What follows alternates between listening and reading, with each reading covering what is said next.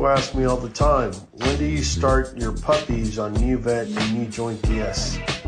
My response is always the same, as soon as I see them, because not starting them is simply not an option.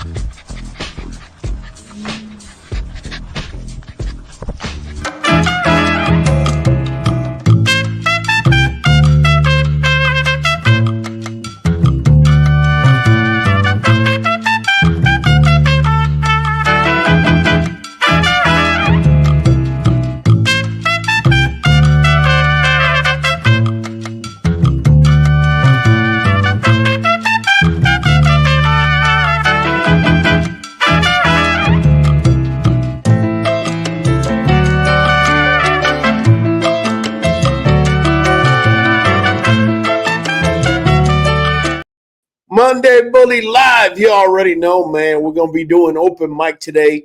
We're going to be talking about every and anything. We are going to hit up on why so many breeders are pretty much checking out. We got Big Beach Bullies checking in. I said it. Que vola, consorte. What is going on, bro? Reb Doomer, what's up, man? Winking his eye. Adam Fields, good evening, Bully fam. Kyle, giving you a reminder of what it is we do, man. Just keep it clean, man. You can say whatever you want. Just keep it clean. Strevi saying, hello, Bully fam. Let's get our bully on. All right. Perfect Storm Bullies. Good evening, everyone. You got it. Let me bring Michael Higginson. There you go. What's up, man? What's up, man? Hey, you look refreshed, man. Hey, look, best I felt all weekend, just about, man, to be home. You know it? I hear you, man. Nothing quite like home. That was a good drive. Oh, okay. You need to move your phone horizontally, Mike. Okay. Yeah. Kyle, just let me know right now. Put me in the back for a second. Let me see if I can figure that out. You got it. Listen, today, I mean, it's an open mic. We could talk about whatever anybody wants to talk about, particularly our members. But, you know, one of the things that I want to talk about is why are so many breeders hanging it up, man? What happened? What happened, man? Did it not meet your expectations? I know 90% of you that come in contact with me are saying, you know, you say the right things. Oh, I'm here for the love of the breed. I'm not here for the money, blah, blah, blah. And now all of a sudden, these last, I want to say 2 years, man, it's been felt more than the previous two. And now I'm talking about the inflation, the economic slowdown, all that stuff. And now, man, I go online and I see people giving reasons as to why they leaving. You know, what happened. Freddie Strebe saying the money stopped. And I agree. Look, people are still selling pups, but the prices have obviously come down because the market demand is not what it used to be. Now, this is what I think. Let me know what you think. Go ahead and type it up. Let me know. Am I out in left field thinking that all these people are leaving because it's about money? I mean, I think it's about money. I think the very reason that they started breeding was about money. But could it be that I'm wrong? Beach Bully saying over here, he says pandemic breeders is what they're called. He says, well, in Florida, it's what we call them. Ha, ha, ha. All right, let me bring Mike back in. He's good to go. All right. Rican Blues says, so many breeders are quitting because they're not making the money or can't handle the work they have to put in. You see, what I think, guys, okay, Shea Tree thinks is the money. Ronnie F says, a little late, but what's up? No, you're good, Ronnie. We're talking about why so many breeders in 2024 have hung it up, man. They all love to, you know, come in and impress others by saying the right things. I'm here for the love of the breed. And I mean, if you hear them, man, and while they're talking, you can hear the violin in the background. It's just amazing. Then all of a sudden there's an economic slowdown and yeah, no, I can't believe it, man. I'm gonna have to hang it up. I'm going to have to do this. I'm going to have to do that. And my point is, dude, you've only been breeding for a year or two. How is that you're going to be hanging it up already? I mean, don't get me wrong. If If this ain't for you, that's fine. You see, that's the thing about a breeder like myself and many other breeders out here that have been doing it for a while. We know there's a revolving door, and we know you can sit here and say whatever you want to say, but at the end of the day, if you weren't built for this, you're going to be leaving that door, man. You might have came in because they sold you a dream, but you're going to be leaving that door. That's just how it goes, man. Inserata says, I think it's the economy. They can't get those overpriced sales on poor quality. So let me bring Mike in. Mike, you're good? Yeah, I'm good, man. Okay. Make some adjustments. I got this tripod. It's a little different, so. Nah, you're good, man. So what do you think, Mike? You think a lot of people are quitting because of the money? Or do you think there's alternative reasons for it? I think it's a little of both. For sure. I think probably mostly the money. A lot of people had been considering getting into the business, and then the pandemic was their opportunity to have some money to throw at it. And they did, and it flopped, and they tried to hold on, and then they couldn't get something out of it in the first year. So, they shut it down, and if they'd have been watching videos long ago, I've been saying it for years that, this thing takes several years before you get out of the red at all. There's gonna be highs and lows. Bully Performance says buyers are a lot more educated than they was, I guess, 2 years ago. They want quality. Do you agree with that? Do you agree that the buyers are more educated now? I think there was a lot of scamming going on during the pandemic. And so did people get hip to a few things? Maybe. But as you know, man, any kind of scam artist, it's like a window opens and they flood that window until it closes, and then they open another one. So That's it. that's all it is, man. Where there's a will, there's a way. There's always going to be scandalous people figuring out ways to pull the wool over people's eyes and make money. I think all in all, every market slowed down. Oh, for sure. For And sure. so, did the dog Inflation. business slow down too? Yeah, it absolutely did. Yeah, inflation is going to do that. I think several people have dropped a comment saying that crappy dogs don't sell anymore, and I agree. When you have an oversupply and dwindling demand, yeah, man, you better get ready if you have them borderline dogs, man, because I think the pandemic sale had to do with that too, because the spike, because a lot of bullies were going out, and so yeah. people were seeing a lot more. More people heard about them. More people were looking them up. More people spent their money, and so if people were getting beat, there was more people talking about it. And so, yeah, I think maybe as a community, I think they are a little more aware, and I think maybe expectations are a little higher. I do agree. I think that everything is cyclical. I said this a while back. Yeah. And there's going to be highs and there's going to be lows, like anything else, especially when you're dealing with the economy. I think that when you're sold a dream and when you jump in trying to lie to everybody, make it seem like you're really here about the dogs, only person you're really lying to is yourself, because you come in on a high cycle and you're seeing all these people selling dogs and making this type of money. They sell you the dream on the high cycle. And guess what happens when the low cycle comes right after? Now you're realizing, oh, I have XYC and Bossy this and QB&K that and whatever other brand you want to throw out there, Macintosh, and I got this, that, and the third, and all of a sudden the needle isn't moving. Why? Why is the needle not moving? Well, you didn't put time in marketing. Your dogs may not be up to par, or they may be too young still. They haven't even popped.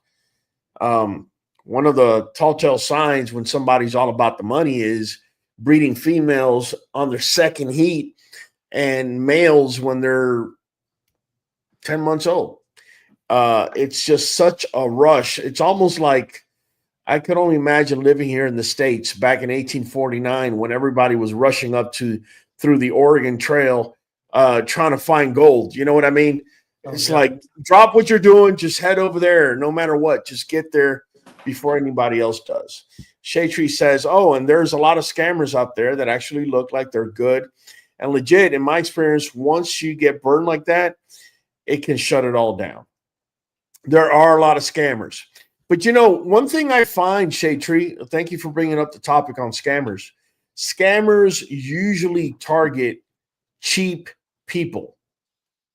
They're going to tell you this dog is XYZ and the price is going to be cheaper than anything else. And every time I get somebody that contacts me based on the fact that they got scammed, look, and I'm not talking about the pet quality scams, I'm talking about breeding scams. It's always, I was trying to save 1,000, I was trying to save 1,500. Yeah. It's always that. That's what the scammer does. He knows that your trigger is money, and that's where they line it up. I have always said, if you get into this, money cannot be the one thing that makes you walk away from a dog or walk towards a dog. It cannot be money. If it's money, then you're doing it wrong, man. Sit1026 says it doesn't feel like people are quitting, more like rerouting to other classes. To me, just seems a lot more are getting into exotics for the money. Interesting. Interesting. Rican Blue says that's with any business. You get what you put into it. This is true. And Sarata says, yeah, a lot are going to pockets and micros too. Well, the truth of the matter is this: the smaller breeds do lend themselves to a larger pie of the market because, like I've said before, like I breed XLs. You typically need a pretty big yard for XLs, especially if you're going to have more than one. There's just no way around that, guys. If you have an apartment and you have an XL, you're probably not going to have any ornaments that are, to the height of the dog's tail because they're going to knock everything over. So my whole point is the bigger the dog, the smaller the market, the smaller the dog, the bigger the market, because you could then kind of, having a pocket in an apartment building, no one's going to say anything really. You try taking an XL into an apartment building, now they're going to be hitting you with BSL and all that crap, man. Crappy dogs, explain, please. Yeah, sure.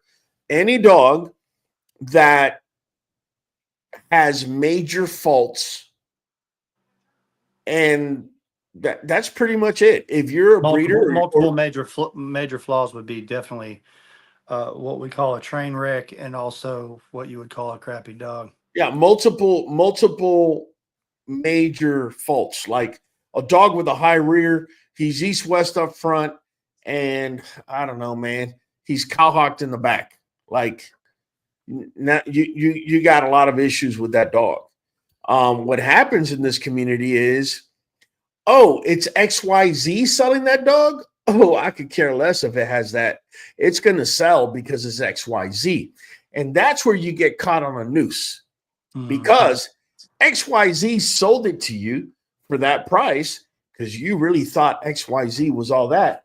But here's the problem: XYZ, ABC, I don't care what the name is, they're not going to help you sell a dog, man. You got to do that on your own. And if the dog is crappy, guess what? You got a high-priced pet. That's what the community is starting to do, man. What's up, Maurice? Nothing but love, man. Kieran says you can breed smaller dogs faster. Sure, there won't be as many puppies, but if you have exotic colors, you can charge whatever you want. I don't know about that, man. I could tell you could breed smaller dogs faster. I see what you mean. You mean they reach sexual maturity faster. That's fair. Here's my thing about it. So when you get into what makes a dog, right? You think about, you've been around dogs in your life, and what do dogs do, right? Dogs run the yard and play with sticks, jump up in your lap and sit down, You know, you got to calm them down when people get there because they're running around excited. When I can set 5 dogs on the table, face them all in one direction, and Right. go out and take a nap and come back and they're still standing there, those aren't dogs to me. And I know that there's a big market for them. And I'm not saying that none of them are functional, because I have seen some that are clean and functional, and I'm impressed with some of the really small ones, even the micros. I've seen some good ones, but very, very few, man. They've got to get some standards in those smaller classes, because what's happening is, um, no names and no show names, but they had one, had some problems in the ring, not this weekend, but in a recent show. And they took the dog outside. I think maybe it had thrown up or something. They took it outside and it wound up dying. Trying to show the dog, and it took it outside and it died. And Overheated. that's the thing. A dog's got to be able to function, man. And whatever you're trying to do as a breeder, you can't sacrifice that, in my opinion. I really feel like, a dog needs to be able to move. It needs to be able to breathe. It needs to be able to, So what would you say, based on what you're saying, what would you say this new tendency where we are moving more to extreme dogs than we have in the previous 5 years? What do you have to say about that? I think that a lot more dogs are going to die until they come up with a standard like they have for all the other classes, and give these dogs room to compete. Because if nobody's competing with them and there is no breed standard, they're going to just keep doing whatever. And it's the dogs getting the short end of the stick. These dogs live 1 to 3 years a lot of times, real short lifespan, um, major health issues. And, if everybody's making money and there's no regulations at all, no standards, then I think it's a floodgate, man. Really gotta do that, and I know a lot of people don't want them in the sanctioned shows and stuff like that. But the fact of the matter is, there's a demand for these dogs, and there's a bunch of them. And if they don't do something, it's going to wind up being a problem just for the dog mainly. So that's what I think about it. Is there anything we could do as a community? Is there anything we can do where we can, like, look, Recon Blues is saying it's all a trend that people are following. So my question to this community out here, help us out.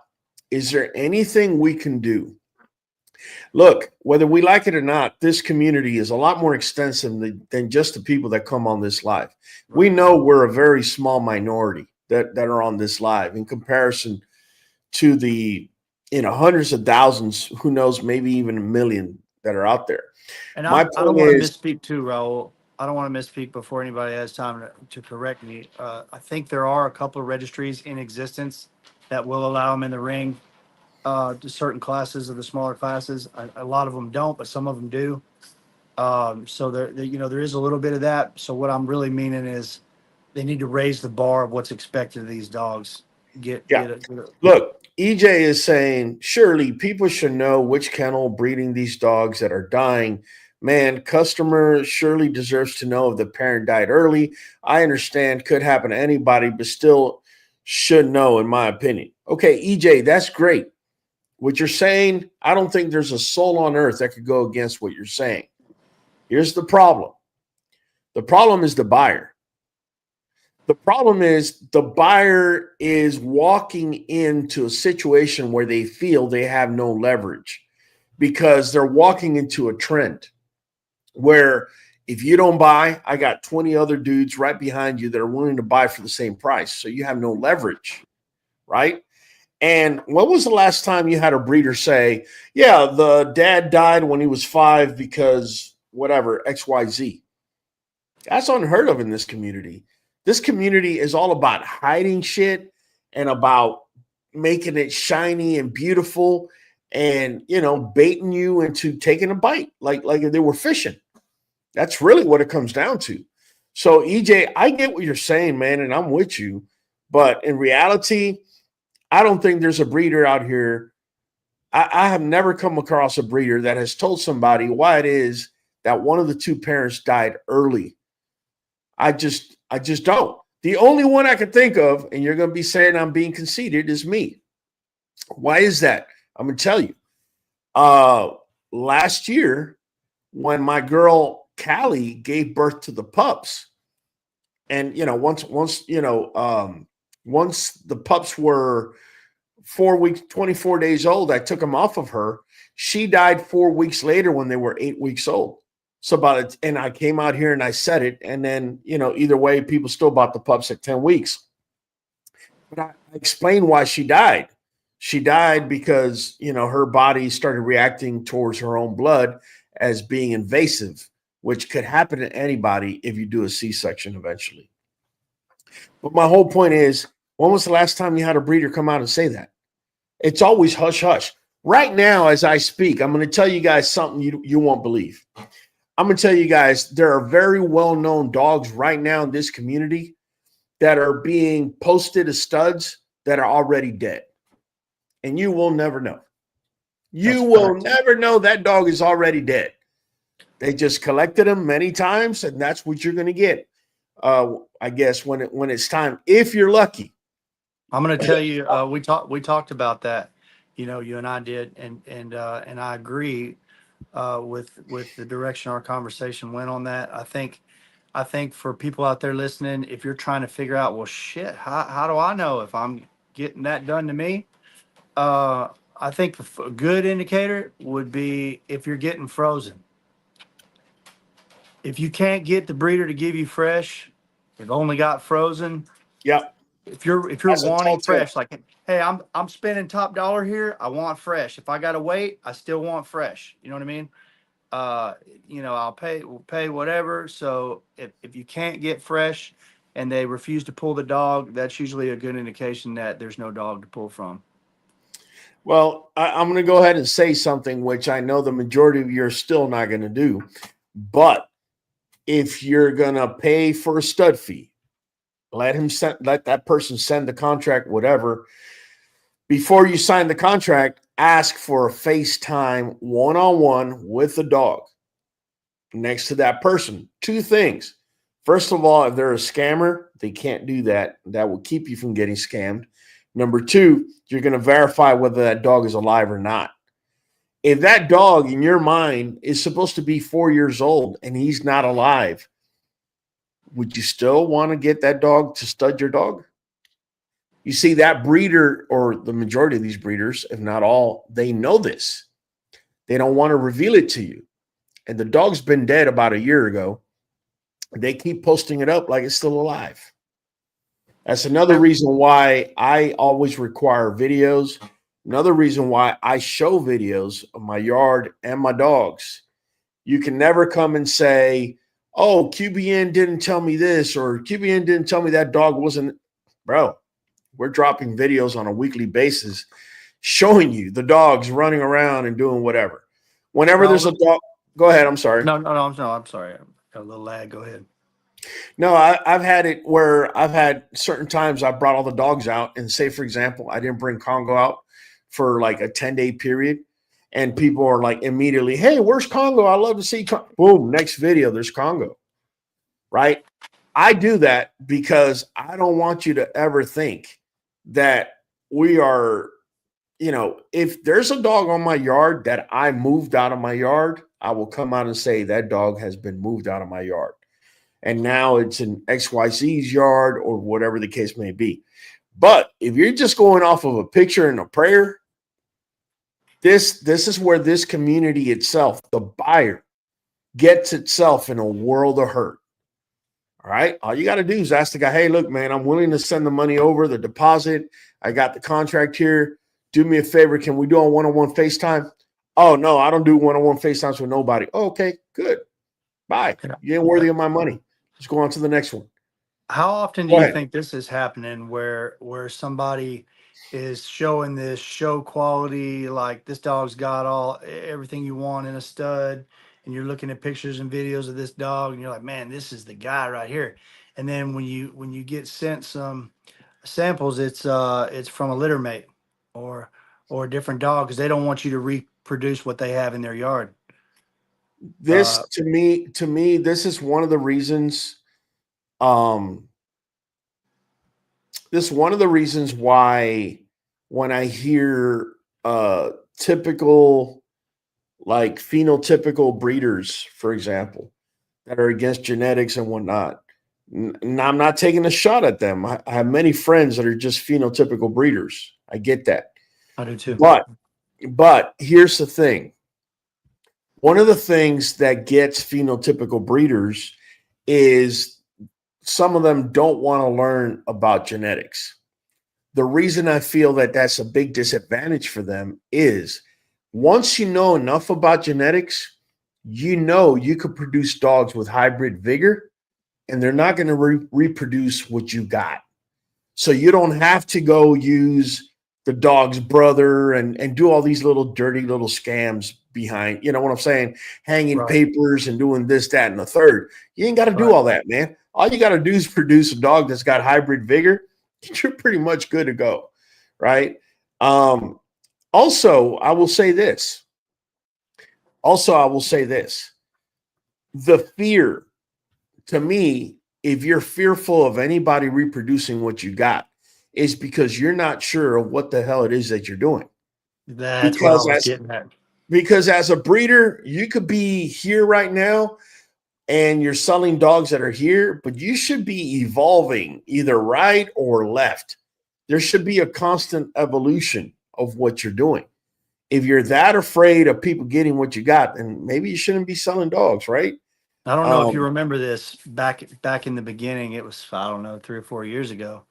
I told you, I said, man, you're really a open book, man. Like you give away a lot of sauce, man. You do. And like when I first started getting into QBN and watching all these videos, like he'll tell you everything. I don't understand. And then I asked you about it, and you said, I've been doing this for, it was 7 years or 8 years or whatever it was at the time, 6 years, and you're just now getting started.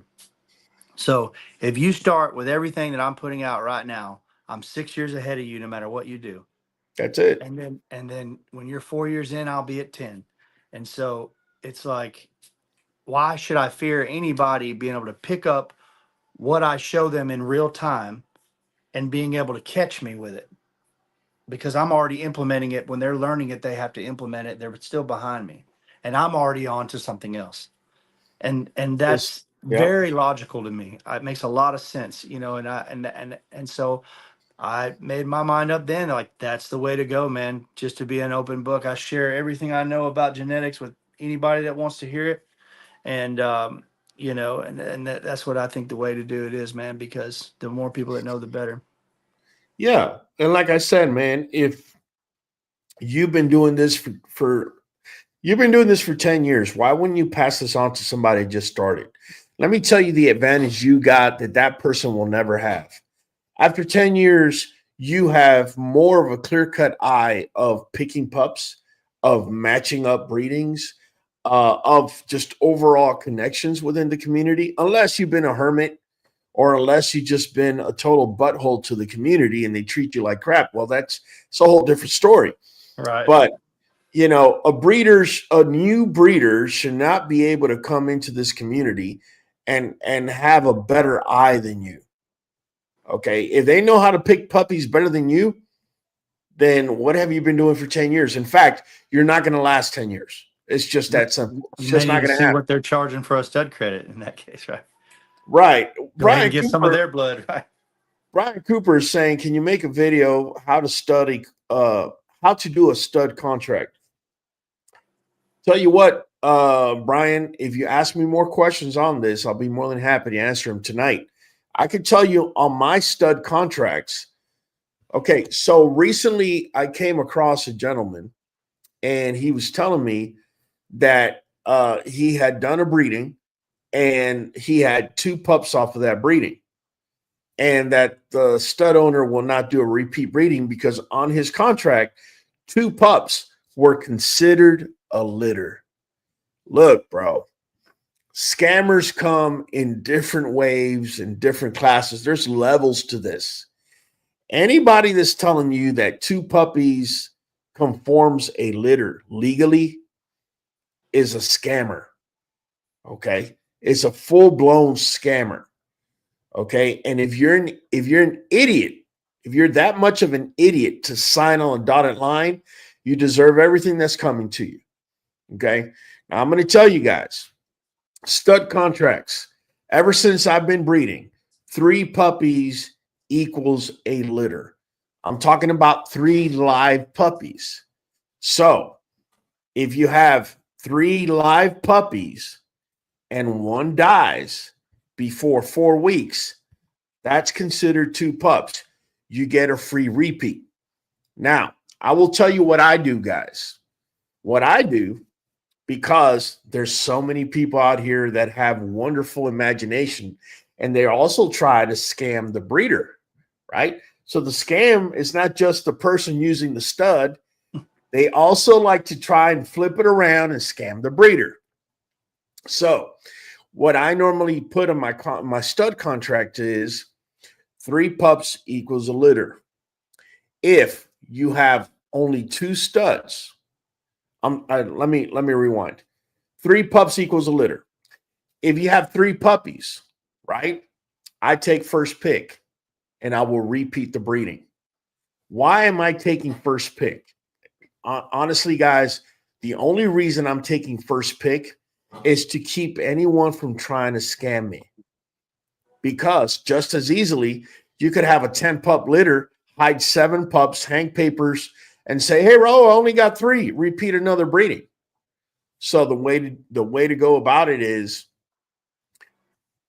3 pups is the litter, and I'm not stupid enough to go talk to you. I want to find out what vet you used to have the litter, because in my contract it says you must do a C-section. There's no way around it. So that vet's going to say how many pups are in there that were born. Yep. If he says there were 6 and you were lying to me, telling me there was 3, then you don't have a leg to stand on. Okay. And he's pups, obligated to his license, to be honest. Oh, he's not going to put it on the line for you or for me or for anybody else. That's right. So 3 pups equals a litter. I require first pick in return, and I will repeat the breeding. And no additional charge. We're going to send the sperm the whole 9 yards. This is how both the breeder and the buyer are protected. Okay. This whole thing, 2 puppies constitute a litter, to me, bro, that's just a straight scam, bro. That's really what that is.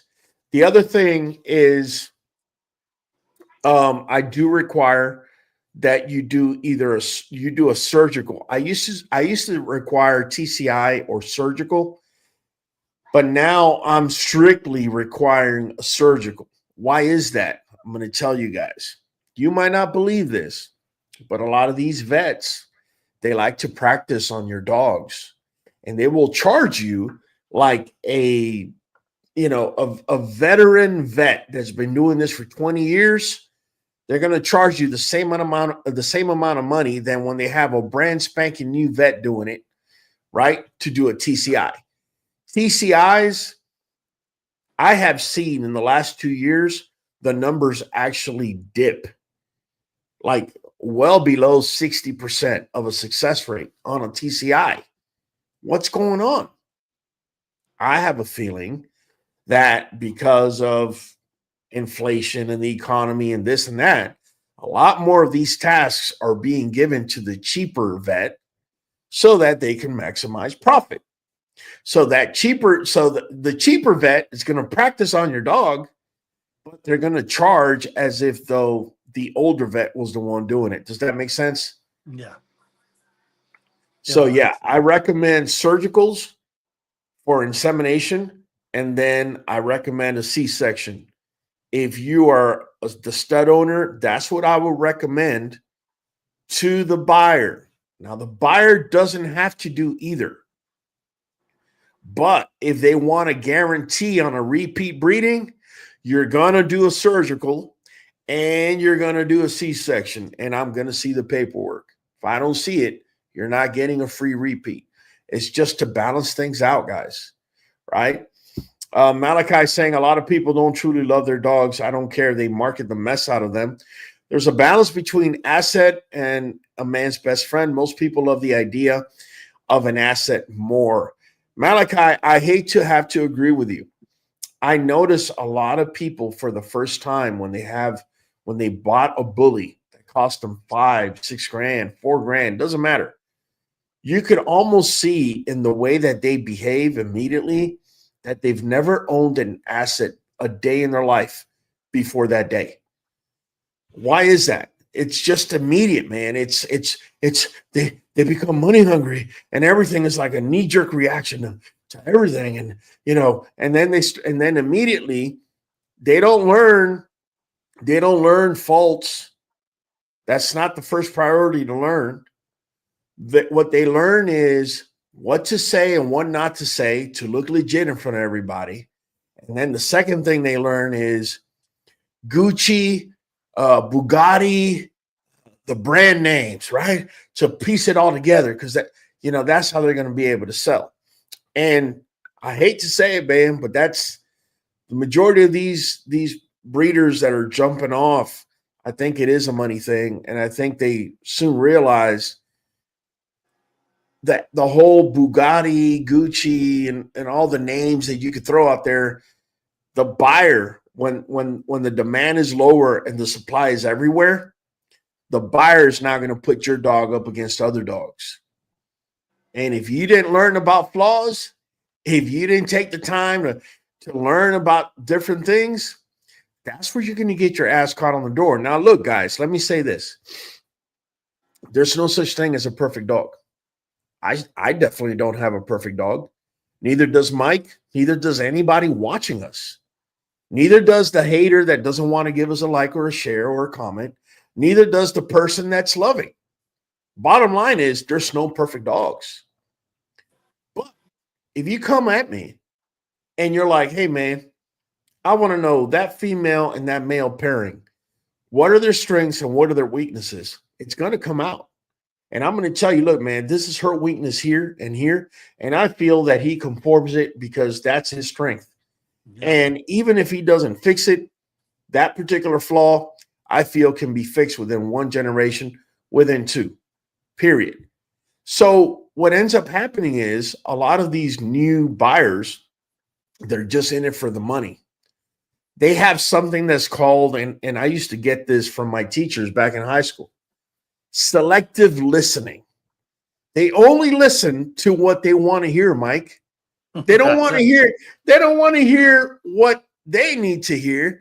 They want to hear what they want to hear coming from your mouth towards them. Right. That's what they want to hear. Yeah. And the minute you say, look, man, that flaw is going to take 2 generations. Oh, he said 2 generations, block it. No, we're not listening to that. No. Then you have old scammer down the block. Hey, man. Hey, check it out, man. Half price. Look at this. It's all good. And like a pigeon into a wolf's den, you fly right into their little rabbit hole, and you never to make it out or be seen again. So for people that don't know, if you go to QBN on YouTube and you're on a laptop, you can actually type in the search bar and search by topic. And yes. You can go in there, and there's probably, I know, over 500 videos that you can, choose from any kind of information that Raul's taught about over the years. And it'll pull up everything on that category, whether it be whelping puppies or whatever. And you can look at what all's been said. And he has many times been over a lot of these things that people want to know about, from flaws to how to pick puppies to how to beat scammers, all that stuff. How to read embarks, how to read color charts. It's all there, man. So look, y'all take the time and get in there, and the information's there, man. Just take the time to watch it. I'm glad you brought it up because I did it while you were talking. All you got to do is go to our homepage and type in whatever you're looking for. I typed in here scam, And notice first video that came up is, and there's a video I made 4 years ago. Don't be scammed by a breeder, right? You also have other videos where I brought up being scammed or talk about it, and YouTube gives it right to you. So if you wanted to know how to stud your dog, for example, or stud contracts or anything like that, just go to the search field and check it out. Comprehensive guide to stud your dog. I'm not just talking about studying the dog. We're going to talk, I'm probably getting into the legalities of it as well. Anything that you're looking for, guys, say, for example, female, how about this? Labor. Females having puppies. She's in labor. You click there, boom, there it is. And then you got stages of pregnancy. You got what an emergency C-section looks like. Whatever you're looking for, it's all there, and we're talking about it, and there's different videos to cover it. So, Mike, thanks a lot for bringing that up. So let me repeat this little part of that in case somebody missed it. You're not going to be able to do it on your phone. It needs to be on a computer to do it. It won't do it from the phone. But it is there. And if for some reason you're searching up stuff and I haven't been able to find something that's not covered in some way yet, but if you do, let us know. Get in the comments. Let us know. Hey, I couldn't find a video on XYZ. Open mic tonight. Let us know right now. Yeah, we'll get you one. Most of the time I'll go in there and I'll put it in the comments and let you know, here it is right here. Boom. But I always tell people, look, if you're doing your research, I've had people ask me, man, I'm about a year out from buying a bully. I just want to learn as much as possible. Start at the beginning and watch. Look, on your way to work, on your way home in the afternoon, just start at the beginning. It might take you a year to watch all of them. Just start at the beginning and watch it. I promise you, if you still have questions after that, you won't. There's just no way. There's no way possible. If they do, Mike. He's went on binges. Yeah, if they do have question, it leads to great debate. You could bring it up here, and we could go back and forth on it live, interactive. If you notice, this is not a podcast, guys. This is a conversation with you, the viewer. You guys are dropping the comments. We definitely value our members. We're going to answer all member questions first. But yeah, man, that's what this platform is about. Is for us to learn and share. Especially if you have a really good comment that piques Raul's interest, you'll get him going for a while, and he might, oh, hey, look, let's talk about it. I'm telling you, hit that one button on something that nobody usually asks. Let me say this. There's been plenty of times that we've had people come on the platform and curse or speak wrong, and the minute you do that, I'm going to go ahead and block you for life. Right. That's just the way those are the rules of the game. I am willing to let you spit on my face. Just do it in a respectful manner. And you can spit on my face as much as you want. That's what you want to do. It's not the fact that you're disagreeing. It's the way that you're going about it and being an ass about it. There's a little bit of difference. Correct. That's right. You're not going to come on here and curse and think I'm going to let you get away with it. But you come on here and you're like, hey, man, blah, blah, blah, blah, blah, blah, blah, blah. And it's a spit in my eye. I will sit here and take it because I'm not the sole owner of the truth. And this platform is exactly for what it is. And that's for us to disagree. I don't agree with everything everybody does. And I respect, everybody's views. And I hope they do the same with me. But all I'm saying is you can come here and spit on any one of these three people's faces, myself, Kyle, or Mike. You do it in a respectful manner. We'll definitely show your comment and let you say whatever it is that you at least have a healthy, good debate about it because hey, you might change one of our minds. Oh man, I never seen it that way. Yeah. Who knows? Objective. But you don't come out. Yeah, don't come out and be an ass about it though. That's like, oh, I'm the one who knows. No, nobody knows. Everybody's still learning. If you're not still learning in this community every day, hang it up. Just hang it up. Yeah, be very mindful of somebody that's acting like they know it all. Typically, that's the scammer. Yeah. Period. I'll say, man, Kyle said it good, man, and that's exactly what I did. I went back to the oldest QBN video I could find and started watching them, and I watched everything you had to date at one point, and when I went through them all, I did have it peak questions in my mind. You know, I had it raised question in it, and so I was able to get on the live at that point and ask better questions because I had a better perspective of what was really going on.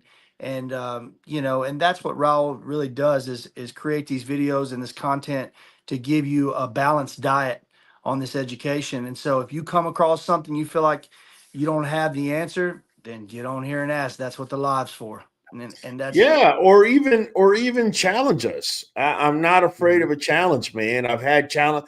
I brought people here to challenge me.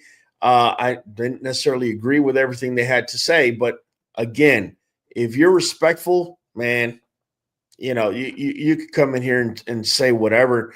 Do y'all think we need to have a license for breeding? No, I don't think it's necessary. I don't. I feel that if you get the government involved, all you're going to create is going to be a bureaucrat that's going to look at the trends and see what he's got to say in order to get elected and keep being corrupt. And that's how things are going to be run. What I would like to see is here's food for thought. And I'm trying not to stir the pot, but I mean, I guess you're leading down that direction. What I would like to see is for the bully community to boycott any registry based on things they want to see that registry do. You'd be surprised the power you would have as an owner of a dog in a breed, whichever breed that is, to say XYZ. We want to close the stud books, and we're not gonna register litters or do any of that until you do that. Bing, that's it. Bottom line. And you all you got to do is hold out for about 30 days, 30 to 60 days, and that registry is not going to know what to do with itself. I could care less what registry it is. But I would prefer for us to regulate it like that rather than have the government come in. Government comes in, you know, it's all fine and dandy the first year. By the time the fifth year rolls around, you know, paying taxes on puppies then. Not just taxes on puppies, bro. The way they're going to regulate you, you can only have so many dogs because you need 350 square feet per dog. Oh, but I only got 700 square feet in my yard. Okay, so you can only have 2 dogs. But they're Chihuahuas. We don't care. They need 350 square feet, period. Now what? They do that too. They do get in there like that. Yeah. So, yeah, I wouldn't want to see the government get in on it. Niji Superior says, I have XL Bully female. What's good tip on getting started on breeding? Niji, best tip, in my opinion, is go to our homepage and start watching videos. I think Kyle just answered you a little while ago. EJ says a huge international kennel that has a UK franchise uses the 2 puppy litter contract. Doesn't surprise me. Another scam. Another scam for me. But here's the deal, man. In this community, right? If it's a big, huge international kennel, you got, I'm not saying you guys, I'm talking about the community as a whole. We have a lot of riders, and we know they're not just riding horses. We'll just leave it at that. They're like, no, man, no. I'll take that L, but I need to go ride this thing right here because it's got the name, it's got the this, it's got the that. And so you get scammed, and whose fault is it? Then you want to pay me $100 so you can do a consult with me so you can cry on my shoulder that you rode old dude over there? Because make no mistake about it, when you signed off on 2 puppies equals a litter, I already know you were riding. Nobody with 2 fingers worth of forehead will sign a contract where 2 puppies constitutes a litter. You're being scammed to your face and you're signing off on it. You see what I'm saying? And the only way I know you're signing off on it is because, oh, it's a big name. Y'all let me just hold back. It's more ignorance than stupidity, Raul. It really is, because and what I mean by that is the actual definition of the word. It's a lack of knowledge, man. It's people that want to dive in and spend money on things. They haven't done any research at all. I know. I told my wife, I said I'm spending 2 years digging and looking and learning everything I can find before I make any decisions at all. And doing that put me in a good spot. And so I recommend that to anybody, man. Do your research, because the only reason you're getting scammed is you don't know what the hell you're doing. This is true, and you allow yourself to be taken by impulse. And scammers here very well know that if you're a new person, you're going to follow logic, and therefore the traps are set in a logical sequence for you. Oh, you're looking for cheap? We got cheap over here. Oh, you're looking for Gucci and Bugatti? We got it over here. And that's how you get caught. Real quick, Maurice is asking, how much does your vet charge for surgical and TCI? So I will tell you, there's a veterinary place in Houston. It's called Brittmore. I wouldn't use that thing if it was the last reproduction place. But either way, years ago, I went there. They were charging $700 for a TCI, and they were charging $900 for a surgical. Since then, I can tell you my current vet charges roughly $500 for a surgical, depending how complicated it gets. I've never seen it go above 500. And for TCI, I think she charges $250. So that's the prices have come down quite a bit. Shade Tree saying, Hollywood, you crap me up, bro. Talent. A&W Dracula, every time I see you, A&W, and I seen you on Instagram, by the way, I gave you some love, but every time I see this name, A&W Dracula Kennel's Bully, I think of a vampire with an A&W root beer on his hand. For some reason, it just, the two things come together like that. He says, yes, but in the UK, not allowed the surgical. Wow. UK is really screwing things up, man. See, this is why you don't allow a government, any government, to get their hands on things, because then you got people that are not breeding, are not breeders, making decisions as to how things are going to be. Right. So yeah, I wouldn't want to see that, man. Not at all. The highest probability of a breeding to take would be surgical, and you're going to make it banned. I don't understand the sense of that. Yeah. What really gets me, however, is if surgicals are not allowed. You see, now they're really not tapping into the breeders. Now they're messing with the vets and their money.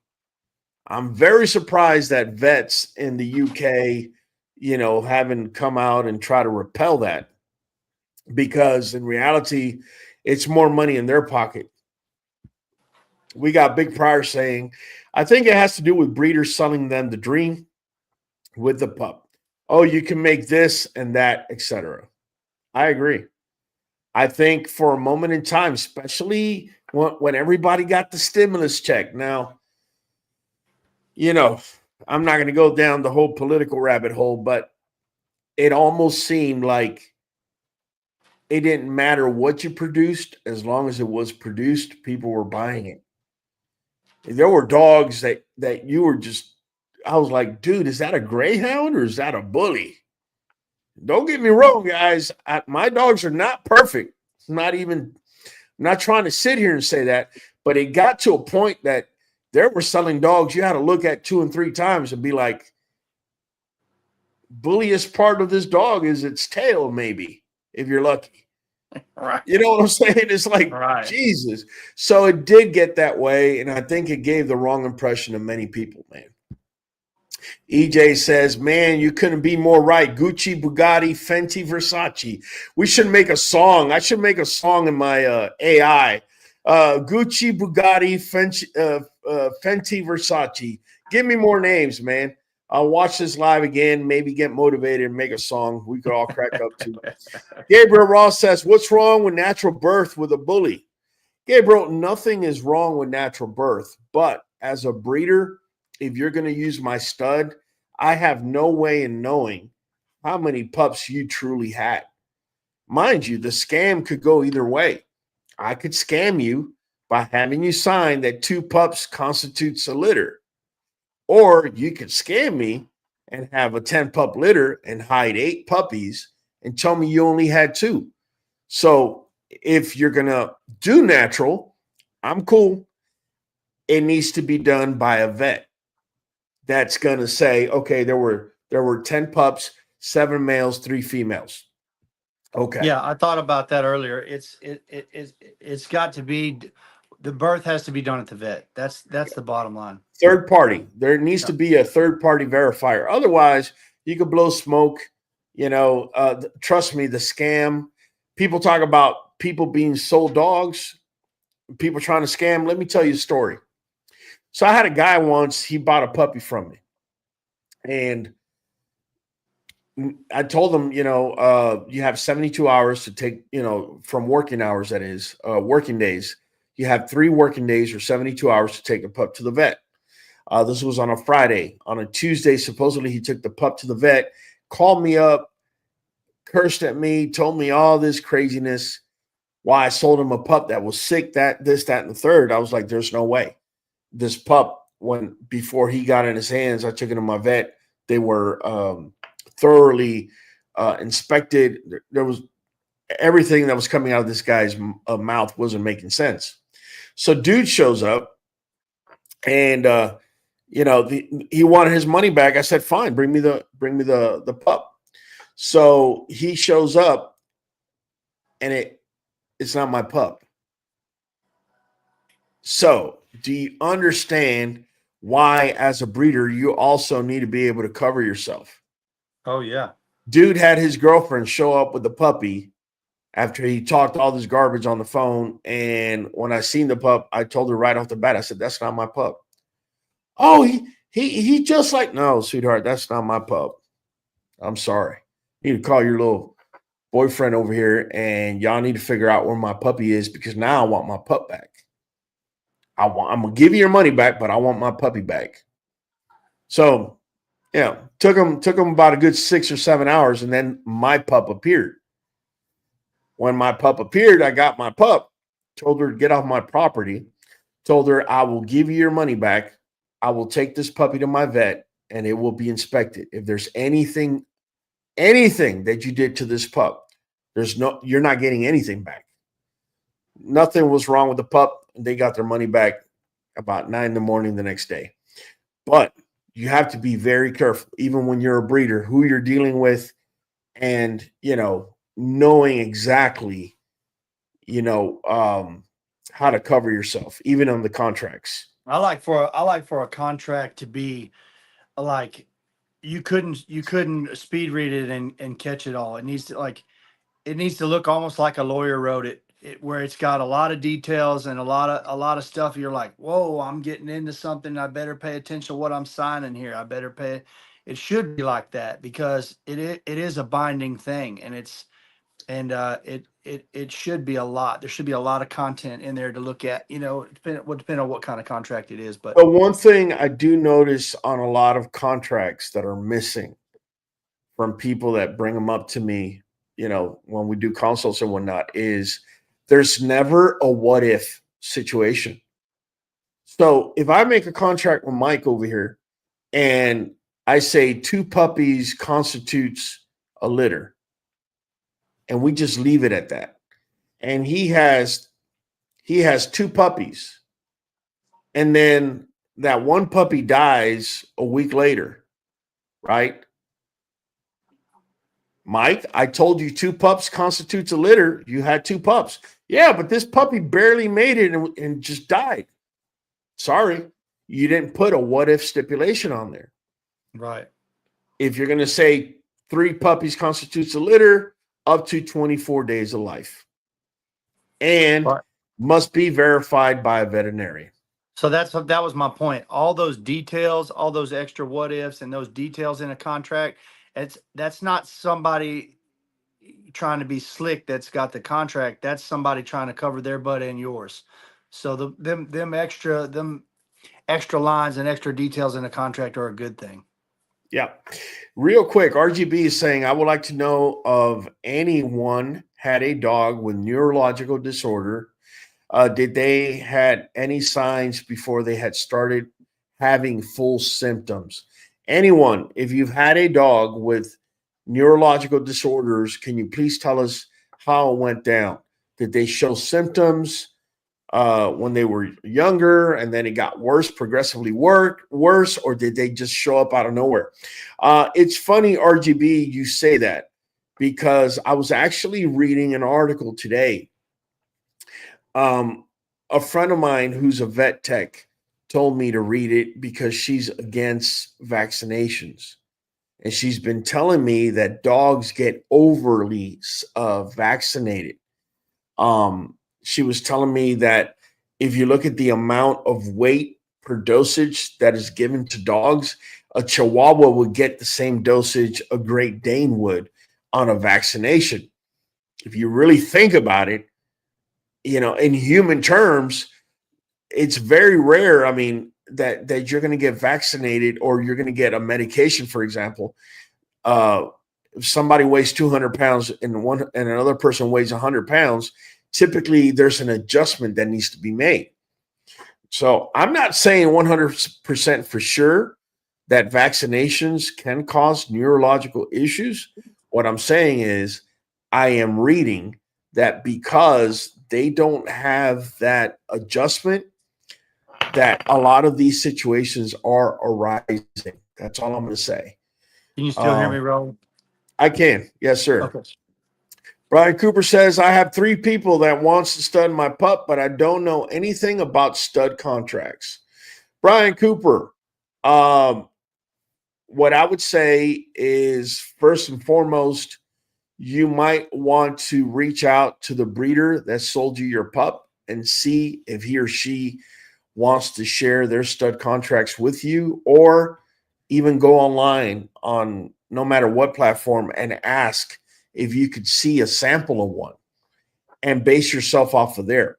One of the reasons breeders such as myself, I don't like putting my stud contracts out there or even my puppy contracts out there. It's not because I'm hiding anything. It's because, I'll give you an example. Someone like yourself that has no clue, has no idea. If you were to reach out to me and be like, hey, man, I'm interested in your stud, wink, wink, right? And I send you a stud contract. You then copy it and you paste it.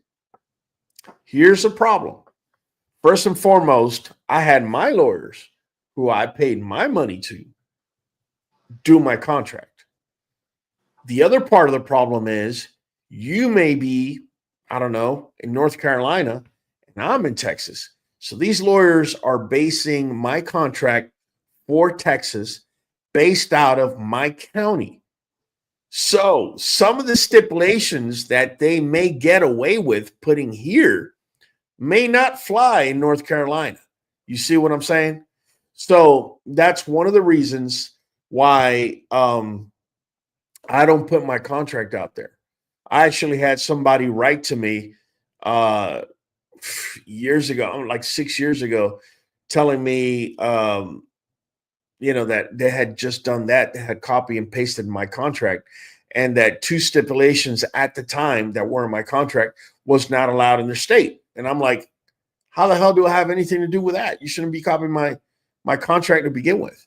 So just keep that in mind. If some of you are thinking that you're going to copy a contract from somebody, you may want to do a double take. Rican Blue says, I don't know what happened to Mike, Kyle. He just dropped off all of a sudden. Okay, you calling? Oh, call. Okay. Rican Blue says, that's exactly how I started before getting a bully. Start from the beginning to where they're at now. There you go. There you go. Shade Tree saying yes. EJ says, this platform is so beneficial to be able to ask questions, not be judged, in my opinion. Absolutely. I'm always asking questions, and I'm always finding out how much I don't know. Well, EJ, let me tell you something, man. I'm always asking questions myself. There's a million things I don't know. I share my journey. Obviously, just because I've been longer in this marathon, I've probably dealt with more things than, say, a newer breeder, like, say, Mike, for example. But that doesn't mean it doesn't mean I know it all, man. All it means is I've been in the race longer. That's all it means. I'm going to try to catch up on these comments because Kyle's pulling my ear, telling me I'm falling way behind. Good brother Kennel says, right now we're working on building muscle. Any tips for building muscle? Yes, good brothers. I dropped that tip a couple of weeks ago. Cottage cheese at night before your dog goes to bed. You want to give him cottage cheese. Cottage cheese has a particular protein in it. It's called casein, right? And casein is a slow processing protein, right? It's almost like you're driving a fast car and all of a sudden you hit an area on the road that's got real thick tar and you got to kind of go slow. Think of a video game. So you're going fast and you got to kind of go slow over the tar and then you speed up again, right? So basically what happens is the reason you want to slow processing processing protein or digesting protein is so that your body doesn't go into the catabolic state. So a dog usually goes into their catabolic state somewhere at around the 10-hour mark. So when they have not eaten for 10 hours, that's when their body will start pulling protein from non-essential parts of their body, usually their limbs, right? Their butt, their hamstrings, whatnot, and break that protein down to amino acids that could then be reconstructed into sugars so the dog could consume it. The body is not efficient at all, which means it usually goes through muscle pretty fast and it barely is able to give nutrition to the dog. So in order to sidestep that, you give a protein that is slow digesting, takes time. So 2 tablespoons of cottage cheese, say at 10 o'clock at night, should be able to hold the dog over easily to about 9 in the morning, okay, without going into a catabolic state.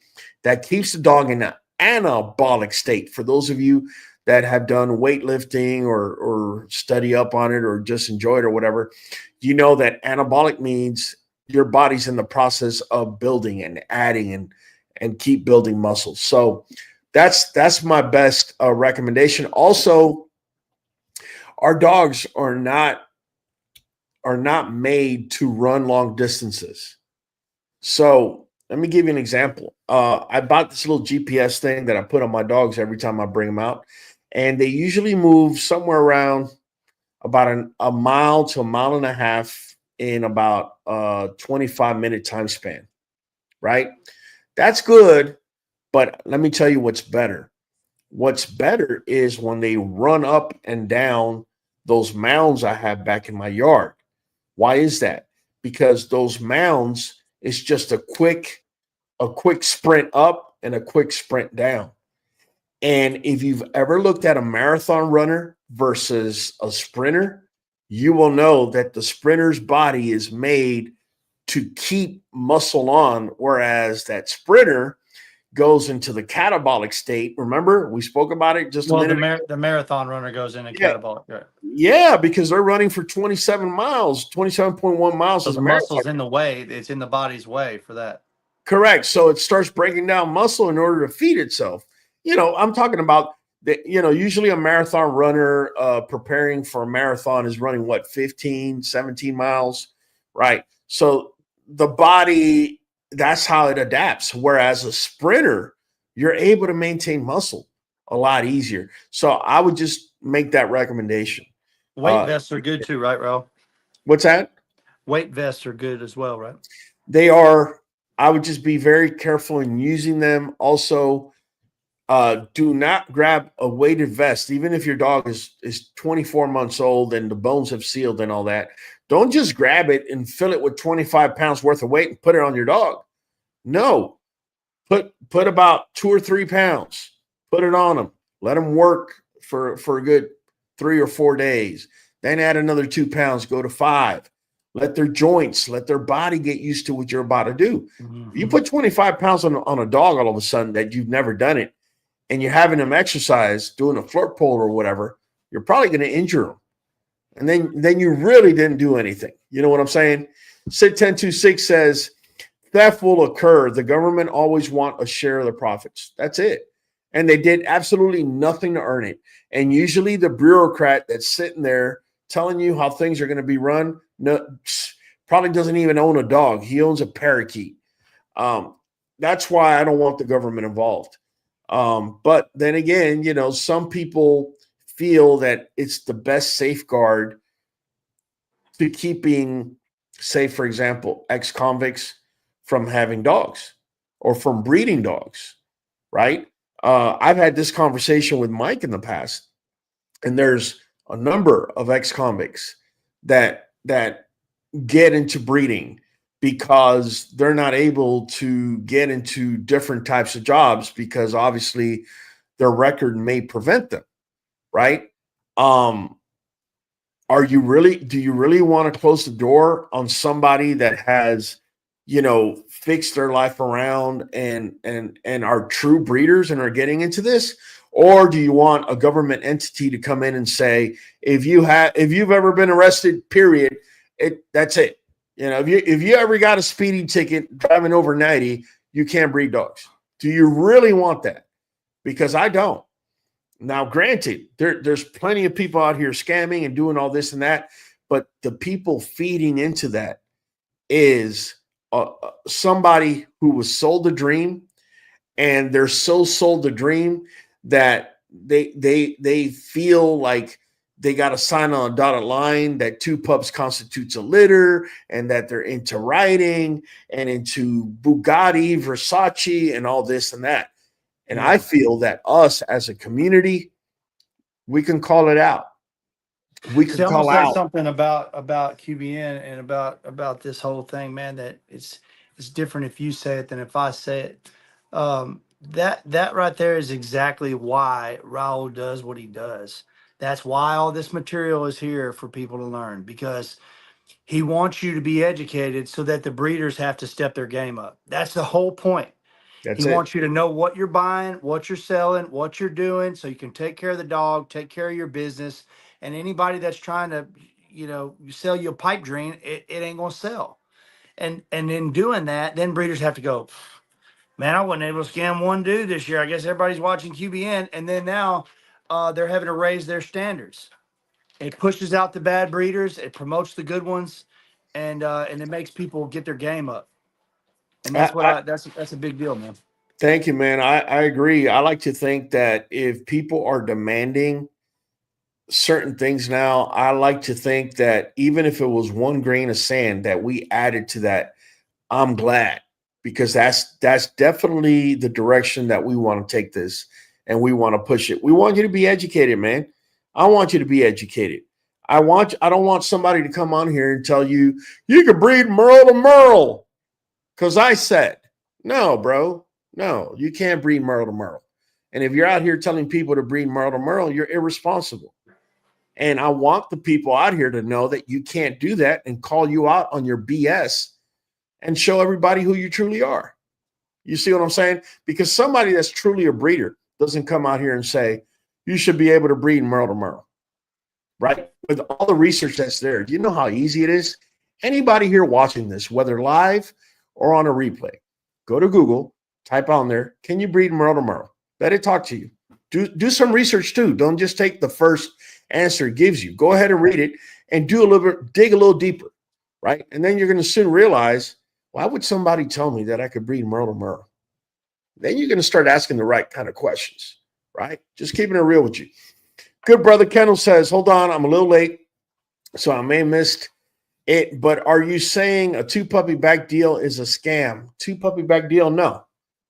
And why? No. I'm not saying a 2 puppy back deal is a scam. Not at all. In fact, I could tell you, I've had people want me to stud to their female. They didn't have money to pay for the stud, and I've asked for 2 puppy back.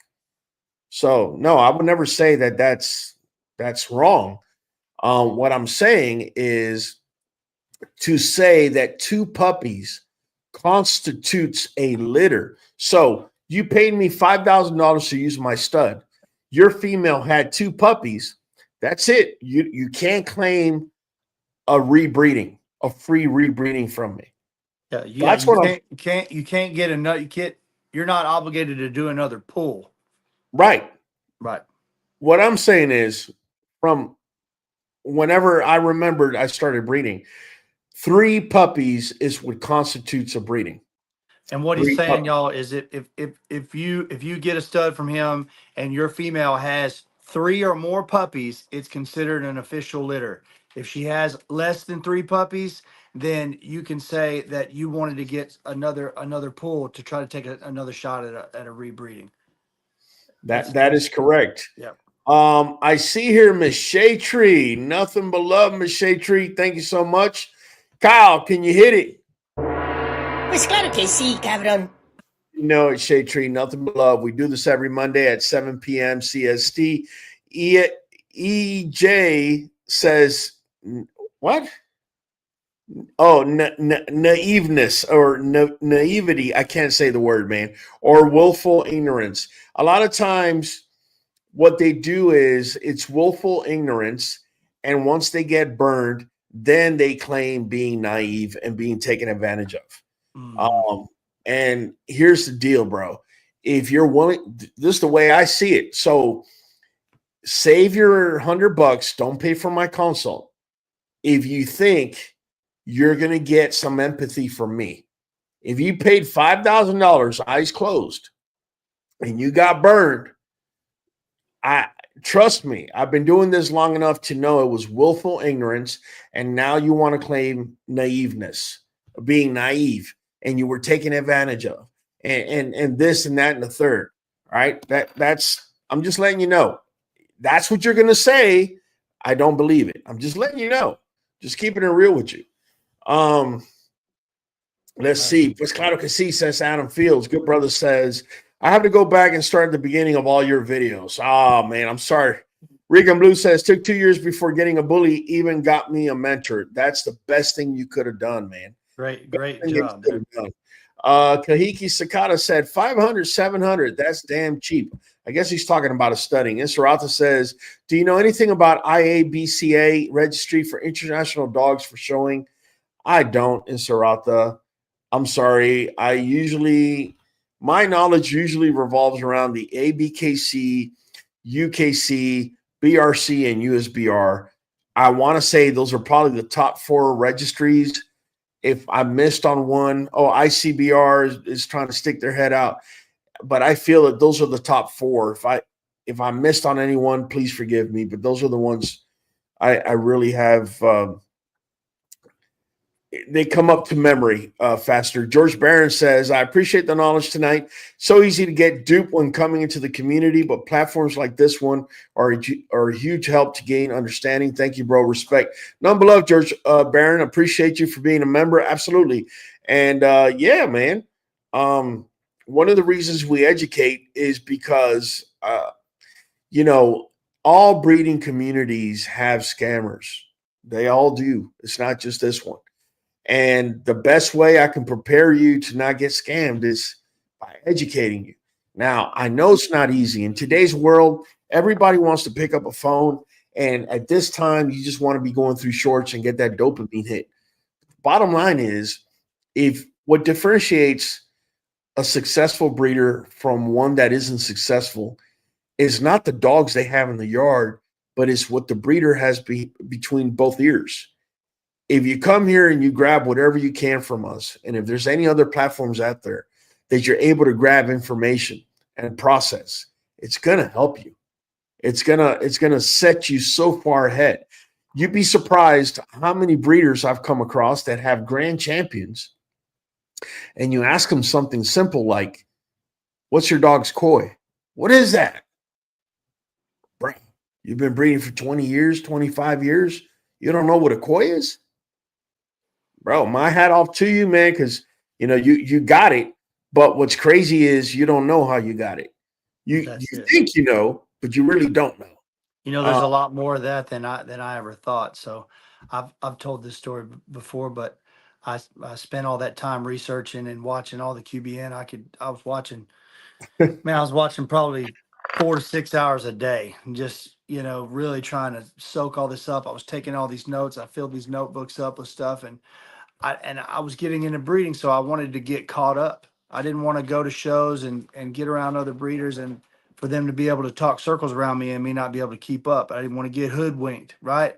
So I was trying to just get caught up and in learning all the stuff that's on there and getting familiar with all of it. And then when I presented myself in the community, I realized like, whoa, I'm not the one that doesn't know now. They're actually the ones that don't know. And even some of the best breeders in the country, man, that have had some big success, they don't know much at all. And so it's like, whoa, well, how did they do that then? Well, they spent a lot of money on dogs, and you only hear about the good ones. That's how it. that happens. That's it. We could all sit here and produce 8 litters in a year, you know, and you have 8 amazing dogs and you have 72 dogs that are not amazing. It can't happen. We have Gyra Grim, man.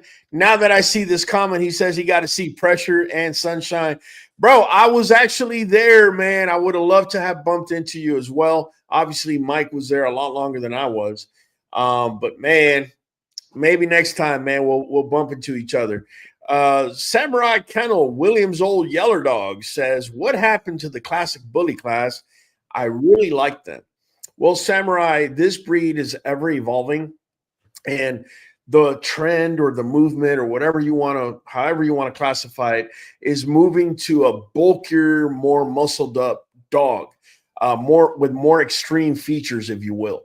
I would dare to say that in the last 5 years, slowly but surely, the dogs we used to call standards have slowly become classics, and the extremes are now the ones becoming the standard. And the original classics, by the way, we're talking about my boy Fireball right here. This is what I call an original classic, right? My boy Fireball doesn't have the extreme features or any of that stuff that they're asking for, but he's very, very, very clean and correct. But these dogs, I don't know, Mike. What do you think's happening to the classic? I think they're still there. They're still competing. You just don't hear about them very much. The classic class at the shows are still full. People are still showing and competing with these dogs. But just like you said, all the classes are evolving. So the dogs are changing too. The ones you see in the ring are different dogs. Like you said, they're getting pushed into the smaller ones or whatever. So yeah, they're still around. I just don't know that there's a lot of buzz about the classic class. So you don't hear very much about them, but they're still out there. Yeah, let me bring in. Whoa, sorry, Kyle. Go ahead. Hey, Mike, let me ask you something, though, since you know more about shows than I do and go to more. So is the classic class, are you seeing in the classic class like we're seeing in bodybuilding, where you got, your open bodybuilders, which are the freaks, and you got classic physique, which is more traditional, then you got, physique, which is beach bodies and stuff. Are you seeing some of the standards going into the classics, like the classics getting bigger? Because that's what's happening in classic physique and classic is these guys that were in that division are getting bigger and they're actually becoming more open bodybuilders, but they're still in that class and destroying everybody, but it's actually losing its class because they're doing that and that they're letting it happen. But I think they're going to start bringing it back. Are you seeing the same thing in bullies? Yeah, I'm seeing the exact same thing. So, matter of fact, depending on where you're at, they may even recommend to you when you go to register your dog, like, what are you showing this dog in? Standard. And they're like, you'd probably do a lot better in the classic class. Yeah, they will let you know.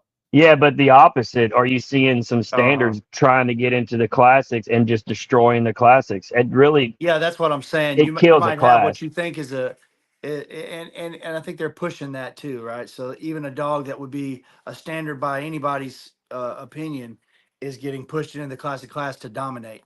But Yeah. there's some of that, but it really depends on the registry, man. And I don't want to hang the burden all on the registry, but it really is, man. If you got, it's the responsibility of them. if they're running a clean shop, man, they're not gonna let it fly. Guys, say, you got to remember one thing, bro. And I just got hit up this past week over this, and I don't bring it up. Sometimes I misspeak on it, and it is that the American Bully, the ABKC, or better yet, the American Bully doesn't have a breed club. Until just recently, the UKC had one. The job of the breed club is to set standards and not the registry. Right. But when I refer to the ABKC, I always refer to it as it having the ability of changing the standards because there isn't a breed club. Now, I do want to ask something. Hollywood, you're talking about bodybuilding and whatnot, man. Can you give us a bodybuilding pose, man? Is that the Pablo body? There you go. There you go. Oh, watch out. There you go, man. There you go. Well, look at the look. Look at the look. I love it, man. I love it. Hollywood is something else, bro. Yeah, man. Bright Bully Kennel says they can't hide that numbers when it's time to register the litter. Yes, they can, Bright Bullies. Yes, they can, my friend. I'm going to tell you how it's done. It's very easy. You have 2 females, and they each had, let's just put an easy number. Each one of them had 8 pups. You go ahead and you grab 5 pups out of one female, for example, and you put it on the other, and you register 13 pups with her. And now the other litter, you only got 3 pups. You might have to do an extra pup. And if you have 3 females, it's even easier because you're able to place 3 pups here, 3 pups there, whatever. Move them around. I hate to be the one to break it to you, but that's been getting done in this community forever and a day, man. Adam Field says, why do vets not do natural, only do C-section if required? Because a vet is there to maximize their profit, and most vets will look at you. The ones that are not reproductive vets, I feel, don't look to judge you as a breeder. The vets out in the middle of the country, great majority of them, the majority of their money off of reproduction, so they don't look at you to judge you. But you walk into one of these vets clinics, especially in the city, and they hear you're a vet, they're going to find the longest way and most expensive way around to fix whatever problem you got. That's the bottom line. G-Line saying, what up? Big Prior saying, wow, that's crazy. Not even your pup. Not sure what he's referring to. A&W says, I'm from the same city as Vlad Dracula. Just going to check my hometown. I can't pronounce that. But A&W, yeah, man, I figured there was something about that. You had to be from Romania or something because Dracula's on there. I want to know where you're getting the A&W from. Is it A&W root beer? Because it just keeps popping in my head when I think about it. Lemiel Bledsoe says, what if they lie after the vet gives the amount of pups? A few weeks later, they say, for example, 4 puppies die. How do you protect yourself from that? The way you protect yourself from that is you tell them to have you tell you or have the vet say how many pups are there, and I'll give you 24 days. If the pups pass before the 24 days, any pups that die, you got to take them to the vet. You can't just bury them in your backyard. That's how I protect myself. All right. I'm going to give you a free stunning if things happen for real. But if they don't happen, you're not taking me on a ride. Right. That's basically what it's all about, man. But that's a good question. Good question. RGB, I didn't have any neurological issues, although I did have a pup that had spina bifida, where the back legs were paralyzed. Well, spina bifida, if I understand correctly, spina bifida is when the insides of the spine are on the outside of the spine. And because of the pressure of where it comes out, it will cause paralysis. Thank you for sharing that with me. And Sarata says, Raul, I have a pup from my litter that got the disease from vaccines reaction from third set of shots and made her severely ill and partially paralyzed her back legs. She was the largest female. So RGB, you were asking, and I did say about the vaccines and that there's a strong correlation with even mercury being put microscopically in these vaccines. We all know mercury can affect the neurological system. So in Sarata, she is now 19 months, the size of 3 or 4 pups I'm sorry, the size of 3 or 4 months pup, can walk and run, but partially disabled. She stayed with us as a pet. Man, man, this is where that over vaccination is coming in. So top tier says, yo, bro, I want to get my first bully. How much should I look to spend on a stud? Top tier, that's, I don't know. So you want to get a bully, but you don't know how much to spend on a stud. Well, if you're trying to get a bully, you got to figure out first if you're getting a male or female, right? And then once you get a female, she's of age, then the reason I say you got to wait until she's of age is because, like, right now, the market kind of came down a little bit, right? So the prices came down. And maybe in 2 years, the market goes back up and the prices go up, right? If you're looking to get a bully, I would say $3,000.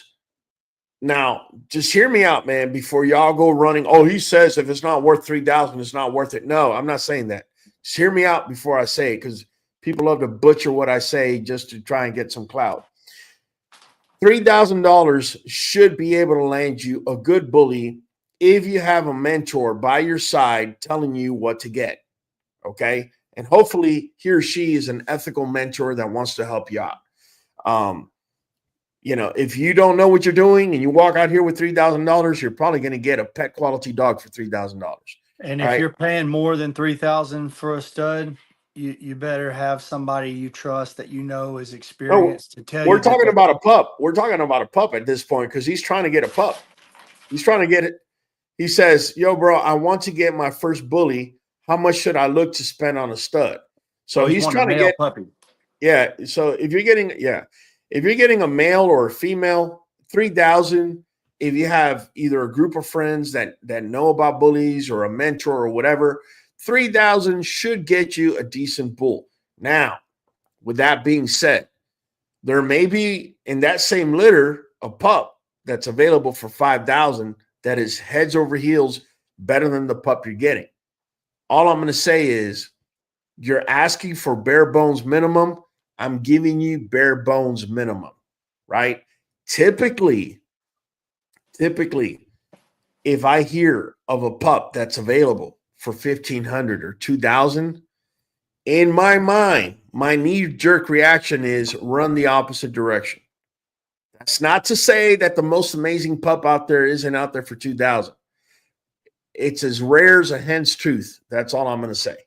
Yeah, $3,000 to $5,000 for a puppy is a good range. Yeah. Third set of shots, the distemper shot gave her the reaction, says in Serrata. I'm telling you guys, man, these shots, I've had more and more vet techs talking to me about dogs being paralyzed, dogs having convulsions, dogs coming up with, neurological issues based on getting shots. So just do a little bit more research. It is scary, man. We got Marlon Kelvin saying, good night, Raul. What's up, man? Top tier says, and how much is your consultant fee? If you're a member of this channel, if you become, say, a mentorship member, you pay close to $50 a month, and I give you 2 consults a month for free. We sit and we chat for 20 minutes. If you're not a member and you want me to do a consult, it's going to be $100. That's how we roll. Anders D says, do professional breeders offer stud service only to other bullies, or would they consider a popular crossbreeding like for the Catahoula Bulldog? Anders D, that's a very good question. Do I tell you what you want to hear, or do I tell you what you need to know? Let me tell you both. What you want to hear is an American Bully breeder would never look over at the Catahoula Leopard Dog and breed in that direction. Truth of the matter is, I would say higher than 90% of the breeders will breed to a Chihuahua if you pay them the stud fee. In addition to that, they will also look at that Catahoula Leopard Dog, especially if it's a Merle. At one point, it's considered that the Catahoula Leopard Dog is what bullies were bred to in order to bring Merles into the American Bully. So, in essence, if a breeder's trying to bring Merle in, he would have no choice but to go to Catahoula Leopard Dog. And then to answer the other side of the question is over 90% of breeders out here will breed to a Chihuahua if you pay him the stud fee. I think honestly, they do suspect that that's where it may have come from. I think it's more likely that it's the blue blood. How do you say it? Alapaha blue bloods. It's a I've bulldog. heard of that. Yeah. They're naturally Merle, and I think there's a high probability that they fit the breed type a little better for us. I think that may be where they got it from. Yeah. Yeah. JR Malero is saying, is it better to use probiotics in a morning feed or at night? That all depends what you're feeding, my friend. I would suggest if you're going to be giving, say, the cottage cheese, like I'm saying at night, give the probiotics in your morning feed. That's what I would recommend. Adam Fields says, we divided their daily doses of probiotics per meal. Look at that. Adam Fields has a different solution. Nothing wrong with that. That's viable as well. I know Adam uses kefir in his household. Yes. And kefir's at any grocery store for people, and it's been around since the biblical times. So they've been making that stuff a long time, and it works good for the dogs. I use it here too. Yes, sir. Yes, sir. Kefir, yogurt. Coincidentally, today, I was feeding my dogs. I added the little greenies, these little bags of probiotics. We added the greenies to the yogurt, fed them the yogurt, make sure the greenies all over the place so that tomorrow, believe it or not, I'm going to have actually more bacteria, good bacteria in there than I even had today. So definitely. RGB says, Encerrata, so sorry you went through that. We lost Macho due to neurological issues at 16 months old. With no signs, just from one day to another, he was gone. And this is true. And she's referring to my boy Macho that we moved to RGB, and he ended up out of the blue having neurological issues. One of the things that came to my mind was he poisoned? Because again, the onset was immediate. I didn't just turn the page and forget about it. I've been trying to find out like neurological issues. I've never had dogs with neurological issues in my yard. So I'm trying to find out, is there other triggers? What could have happened? What I have found out from what the brief things that I've read up on is that neurological issues typically show up between 3 and 6 months. Usually there's something there. But then again, I am sure, because we're talking about, anatomy and whatnot, I am sure that there could be other issues that show up out of nowhere at 16 months or a year, for that matter. What I do know is that I've been reading a lot on the vaccinations, and I don't know. It makes me question a lot of things more than I used to before. There are a lot of things that can cause it, I believe, besides genetics. And if somebody's got, like in this case, generations on both sides and other pups out of the litter, and if you haven't had any other issues, then that would tell me to look at something the dog's ingested, or something that's been given to the dog medication, or possibly something that was poisonous the dog ate. I just recently learned that all shiny leafed plants are toxic to dogs. And so if it looks like it's got a wax coating on it and it's a shiny leaf, it is toxic to a dog. And if they eat it in your house, you got a plant missing a leaf, anything like that happens, the sky's the limit of what all could have from that. I know for a fact that she did a toxicology report, which that tells you the dog, had been poisoned or whatever, and it came back clear. And it was leading more to neurological. But so it'd probably be vaccines, the high probability of it, right? It's a possibility. Like I said, I haven't gotten too deep into it. because I've been trying to do the muscle and the tendons on the genetic mapping. I haven't been able to get too far into it, but so far, the general rule is that if there's a neurological issue, typically what the techs say is that the owners see things when the pup is between 3 to 6 months. I can tell you that's just a general rule of thumb, but I am sure that there's other conditions that will be an acute onset later on down. What they are, I mean, there's just so many. I can't sit here, on a live and try to break that down. It's impossible. But I do know, or I will be talking with RGB because we moved him down to her neck of the woods. And in her neck of the woods, there's a higher incidence of parvo. Parvo is location driven. So if you're in an area, for example, where there's a lot of animals that carry parvo, like coyotes or whatever, they can leave remnants everywhere. I am not sure if she revaccinated, especially with that diphtheria. I will definitely speak with her on that. She might have already told me, but it's been a while. I haven't remembered. I definitely would like to find that out, because the more I'm studying up on these vaccines, they're devastating the dogs, and the drug company doesn't care. What they care about is selling their vaccine. It's you know what I'm saying? So Bright Bully says, used to watch it like TV. Even if I missed a live, I still try to stay caught up with all the new stuff, though. Okay, man. I appreciate you. Autumn Field says, Autumn is in between classic and standard, depending on the judge. That's a good point. Shade Tree says, I adore the classic bully. I really want a 50 to 60 pound bully. Well, I don't know, Shade Tree. My boy Fireball, he's a classic at 17 and a half inches at Withers, and he's been weighing 75. Actually, he's gone up a little bit, but he weighed 75 pounds for the better part of his life. Yeah, RGB is saying, Maurice, we did all the testing. Everything came back negative and clean. He started with seizures one night, and they were nonstop, even with medication. And this is true. This is true. And this is why it's so freaky.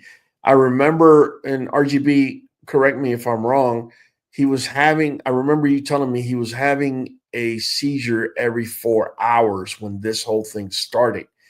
Think about it. A 16-month-old dog, never had seizures, never had anything, healthy.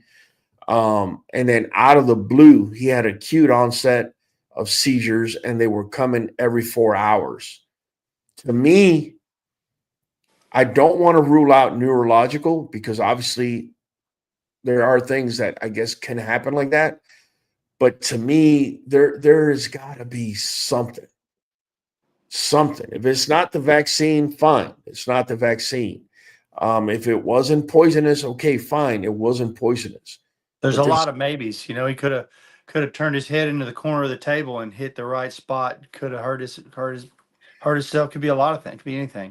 Yeah. But whenever you talk to a vet or a doctor and you say 16-month-old dog a vet, 16-month-old dog that started with this acutely out of nowhere, and it was every 4 hours. They'd probably tell you that they had never seen that at that age. Or yeah, very unlikely.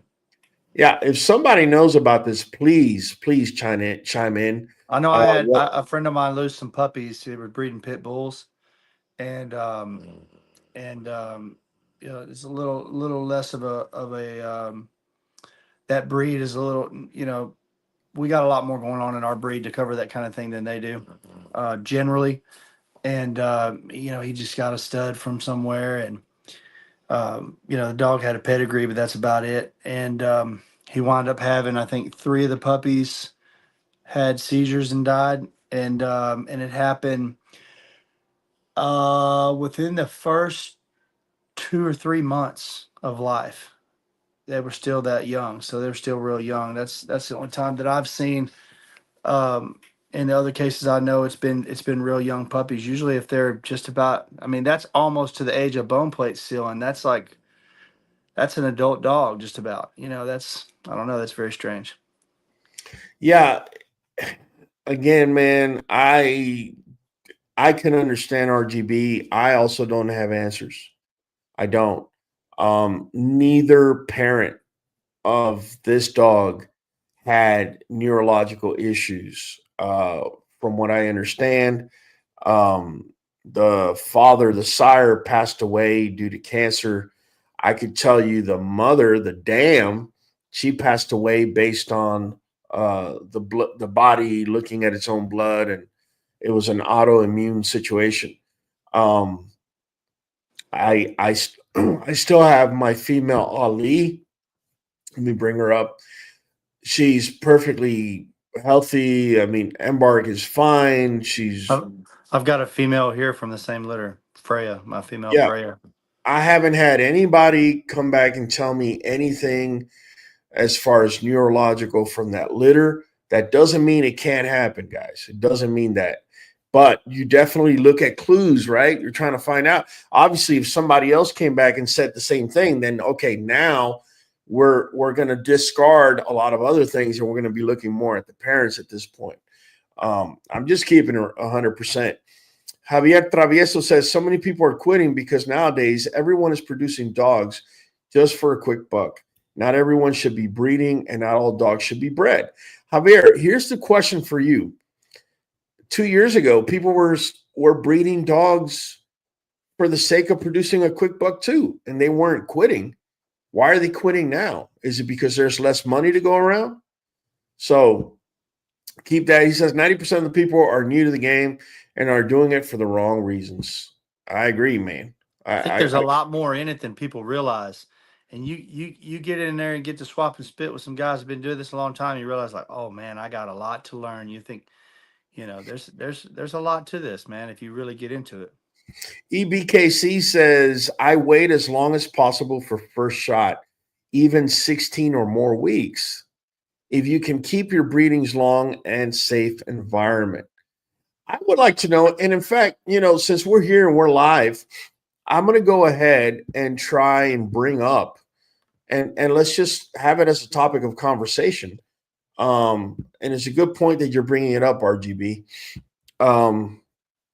Hold on a second. Let me go ahead and bring up the my screen, and let's go ahead and take a quick glance at what could happen, what could have caused an acute onset of seizures. So, acute onset of seizures In dogs over a year old.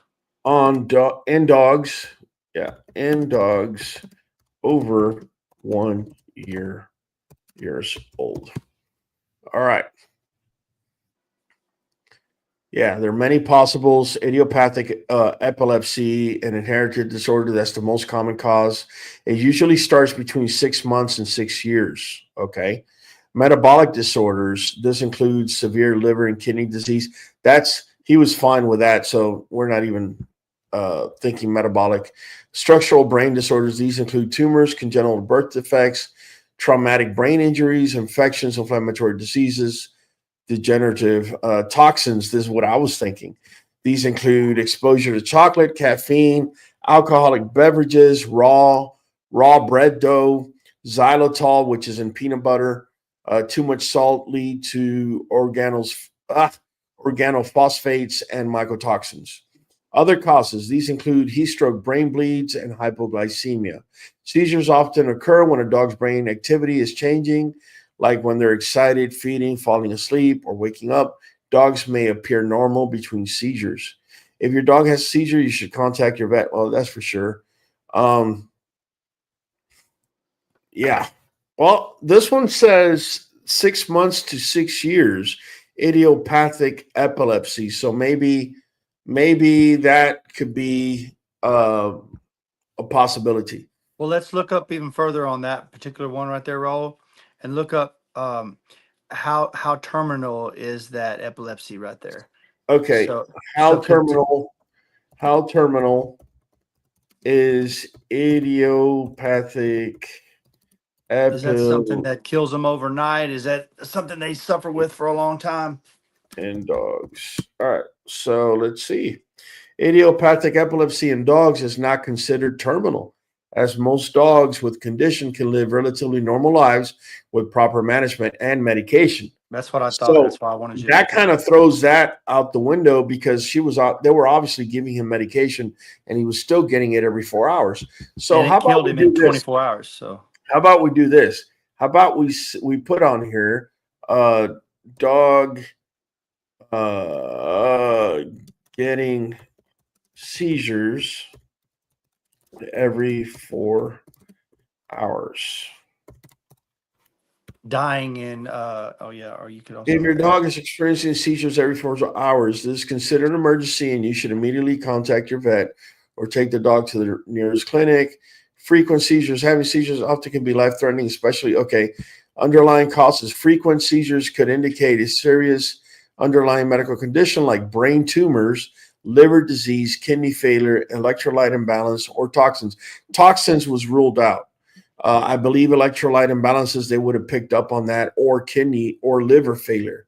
So the only other thing would have been a brain tumor or some sort of brain trauma. Status epilepticus, if seizures happen too close together without recovery period, could progress to a dangerous condition. Okay. So from sources from head trauma, traumatic brain injury, also known as intracranial injuries, an injury to the brain caused by external force. Where he was at, it was in her house. He that did not happen. So it says seizures can be caused by a number of things: head trauma, heat stroke, low blood sugar, brain bleed, brain tumor, toxins. Again, toxins keeps coming up, but that's not a possibility. She did a toxicology report and it came back clear. So I don't have an answer. Most of the ones I've read up on say that typically you'll see something between 3 to 6 months. But I don't know. I don't have an answer on that. Michael Levisi says, love all the stuff talked about. I can say this, the same thing is happening in the Corso world, which is where I'm at. All I can say is this: do it the right way and you'll never want to quit. Michael Leveschi, I totally agree with you, man. If you do it right, let me tell you guys this. A lot of people get their ass caught on the door because they're following a trend. But there's one thing that never runs out of style. Okay, do you know what that one thing is, Mike? The breed standard. Breed standard. If you're breeding to breed standard, that's the one thing you don't ever have to worry about going out of style. It's not going to go out of style. But if you're out here, and when I say breed standard, I mean in our case, right? Yeah. This right here, that's what you should be breeding to. You breed to that. There are pedigrees that have attributes and stuff, and there are dogs that people's programs that have this, that, and the other. But if you're breeding towards the standard and you keep that as your focal point, you're headed in the right direction, man. You get to chasing these names too much, they got you in their control. Then they can feed you what they want you to have. Wow, EBKC dropping some knowledge on everybody today, including myself. Pine sol can cause neurological problems. I will tell you guys this. Whenever you're cleaning out your kennels, make sure if you're using bleach, do not let the dogs back in until everything has air dried completely. If they get it on their paws, right? If they step on bleach with water and they get it on their paws and they lick that paw, bleach is coming in. Bleach is one of those things that could kill a dog pretty easily. So be very, very careful. Oscar Marquez says, so do you or do you not vaccinate your pups and adults? I do vaccinate my pups, and they get vaccinated at 10 weeks. In this particular dog that we're talking about, once I moved him to RGB's camp, he might have gotten vaccinated again, or I know for a fact that because she has a lot of parvo in that area, there was a particular parvo shot I gave him over here. I forgot the name of it. It's in the paperwork. But my point is, yeah, dogs are getting over vaccinated because drug companies are in it to make their buck. There's mercury, there's other things inside of the vaccinations.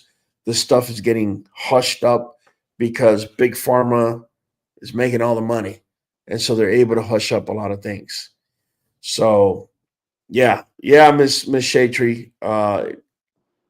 Trust me, your heart was not the only one that was broken. It's been devastating for us ever since we found out. Pinnacle Bully says, I've actually had a necropsy done on a whole litter lost. Everything was unfounded. So even then, it might not work in your favor as a breeder.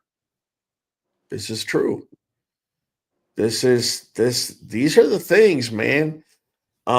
These are the things that people don't comprehend when they get into this, because they remember as a kid, this dog that lived under my house, she would have puppies every 6 months. So, why can't we start it all over again and be able to do it? But there's a lot more variables involved than you know. Kahiki says, Saturday night, my stud chewed on a cane toad. Oh, no, bro. I lost a dog to a toad. My boy Power. Foam all over, wiped and rinsed it out. 10 minutes later, he was paralyzed and stiff with heavy but slow breathing. Next morning, he was back to normal. Got it lucky to get it that quick. He got it in time. Man, he got it in time, man. I remember you saying that you had just seen Power maybe 30 minutes before, and then came right back out for something else and found the pieces. Yeah, bro, that toxin works really fast. There was foam all over his mouth.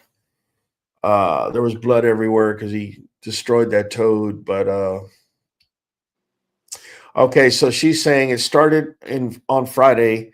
It was 7 hours apart, then every 5 hours. Then by Monday, it was every hour. This is what I'm saying. I mean, I'm gonna have to dive deep into this. It usually, just so you know, RGB, as a nurse, if you weren't talking about a dog and you were talking about a human being, bells and whistles are going off in my head that this person got poisoned. But I know for a fact you told me you did a toxicology report, and that wasn't the case. So I'm going to have to really do research on neurological disorders, because I've never heard. Whatever it is, it's very uncommon. Yeah, I've never heard of it coming in like that. And I mean, Brian Cooper says, what does it mean when your puppy pukes? Could mean a lot of things. Might have ate too fast, might have ate some grass. If it drank a lot of water. One thing, guys, something that will kill your dogs really fast is if they gobble up a lot of food and they turn around and they drink a boatload of water. That will kill your dog very fast, especially the American Bully. It's called bloat. And what ends up happening is the stomach turns inside out and the stomach contents go up the esophagus and the dog will aspirate. If he or she, I wait an hour before I water my dogs after I feed them. There you go. If your dog doesn't aspirate if he doesn't die as soon as he pukes, he will die from infection from aspirating into the lungs.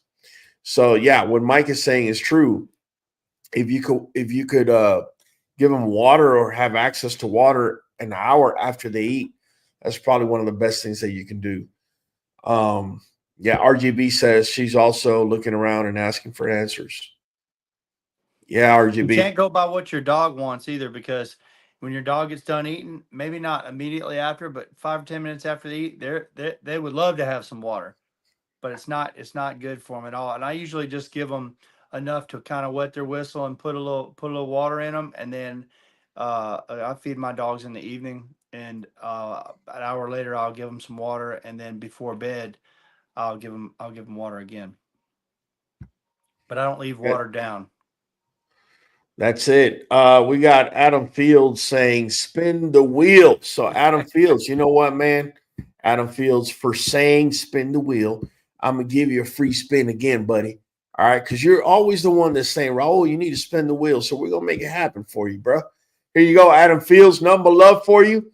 By the way, we have Nuvet and NuJoint. We have lose. You have a question for a spin again. So I will ask you a question. And if it falls in either one of these three, and you have 5 seconds to answer. So have that phone ready, because if 5 seconds go by and I don't have a response, you're going to lose your spin. Here we go. Good luck, Adam Fields. Here we go. Oh, dang it, dude. Dang it.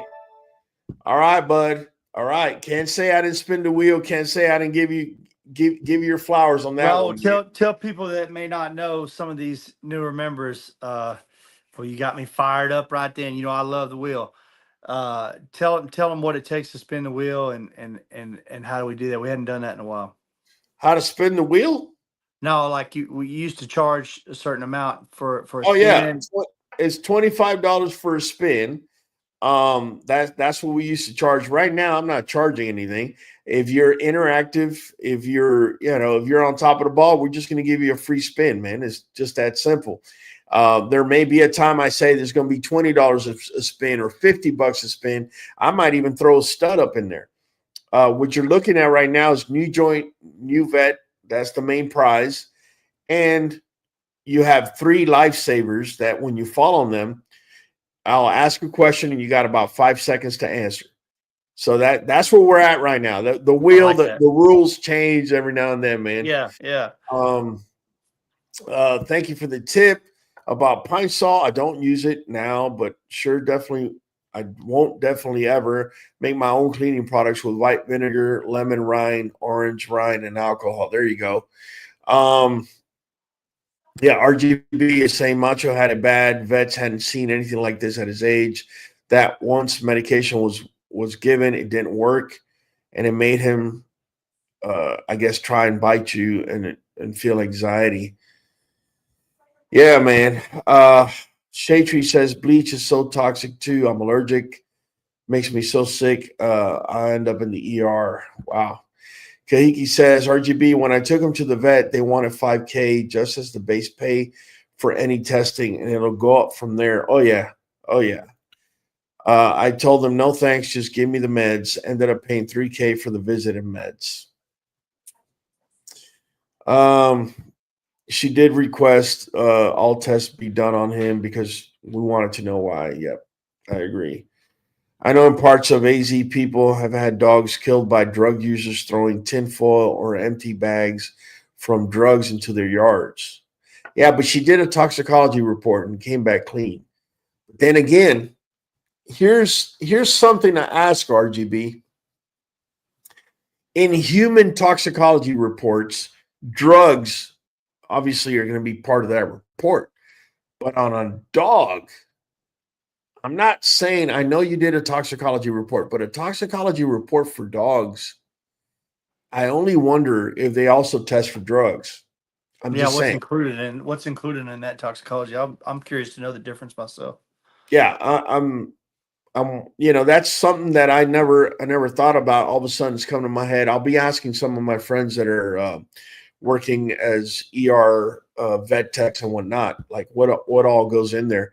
Rinse everything off and let it fully dry, or just use dog-friendly cleaner. We got Kyle coming in. What you got, Kyle? When you think they'd want to do a dog toxicology report for drugs to see if that homeowner is abusing that animal? In a lot of cases, because that happens a lot more than you realize.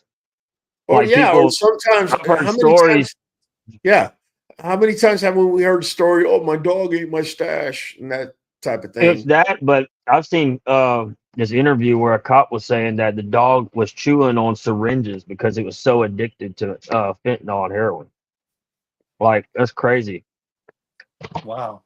Yeah, I don't know. She's even saying Macho was vaccinated again when he got there, but Parvo is here, and it's true. She told me, and not only that, I had sent a previous pup down there, and he got infected with Parvo.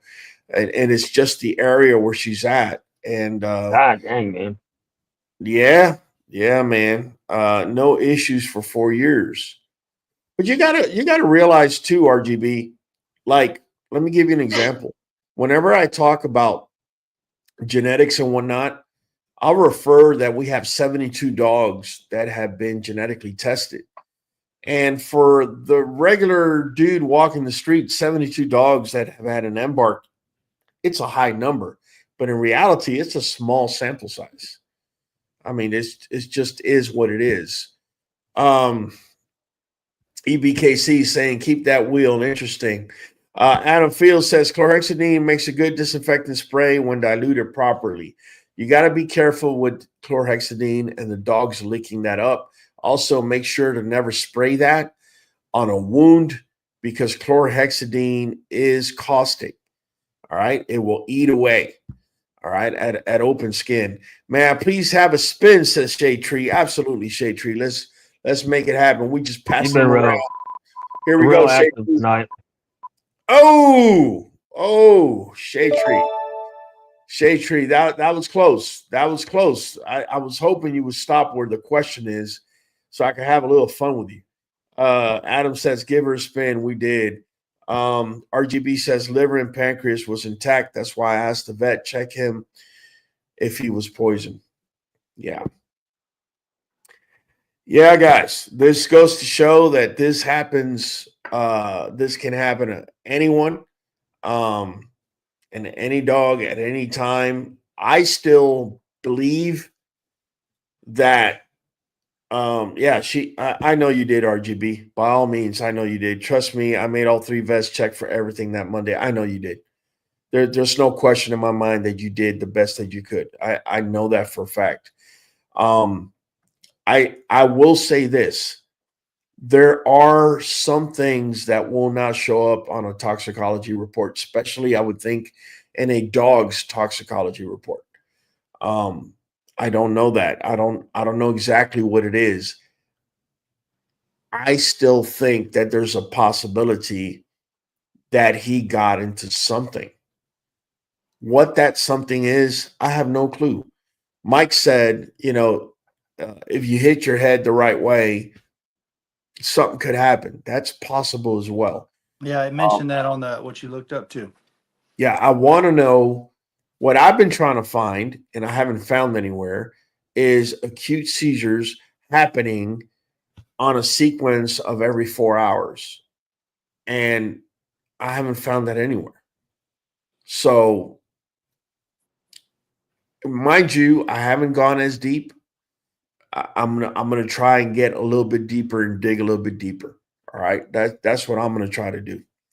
Either way, man, we've been on here now for 2 hours and 7 minutes. So Hollywood, man, I've seen most, not all toxicology reports give the same information. It depends on what they're specifically testing for at that vet, from what I'm reading. But it can include alcohol, avocado, different things. It just really depends on what they're testing for. Yeah. I would definitely ask for it. I got to dig a little deeper. Hollywood, start it up, man. We've been here for 2 hours. Hollywood Holland, your boy in the back of the queue. We're catching you on the next one. Michael Higginson, with Creek Bank Kennel, man. Look, always a pleasure, man. Glad to be here. Catching y'all on the next one. Hey, guys, you already know, man. I share with you guys my journey. I don't profess to know it all. Kyle, you good, bro? Because I hear you over here, man. Guys, number love, man. I appreciate you guys for tuning in. By the way, Happy New Year. I know it's right around the corner. I hope 2025 greets you and treats you better than 2024 ever did. And definitely RGB, yes, you did. You did send me everything. I haven't said otherwise. It's just that the research I have done, everything, it almost seems like it's generic when you're not a vet and you're on the outside looking in. So maybe I'll contact more of my friends that are working at the veterinary clinic as a tech and see if they could access more info. I don't have a relationship with a particular vet that's going to dig in for me. But either way, I want to thank you guys for joining me. It's been Raul from the Q, and I'll be catching you on the next one.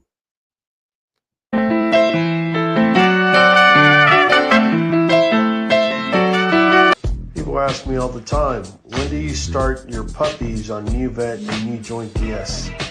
My response is always the same: as soon as I see them, because not starting them is simply not an option.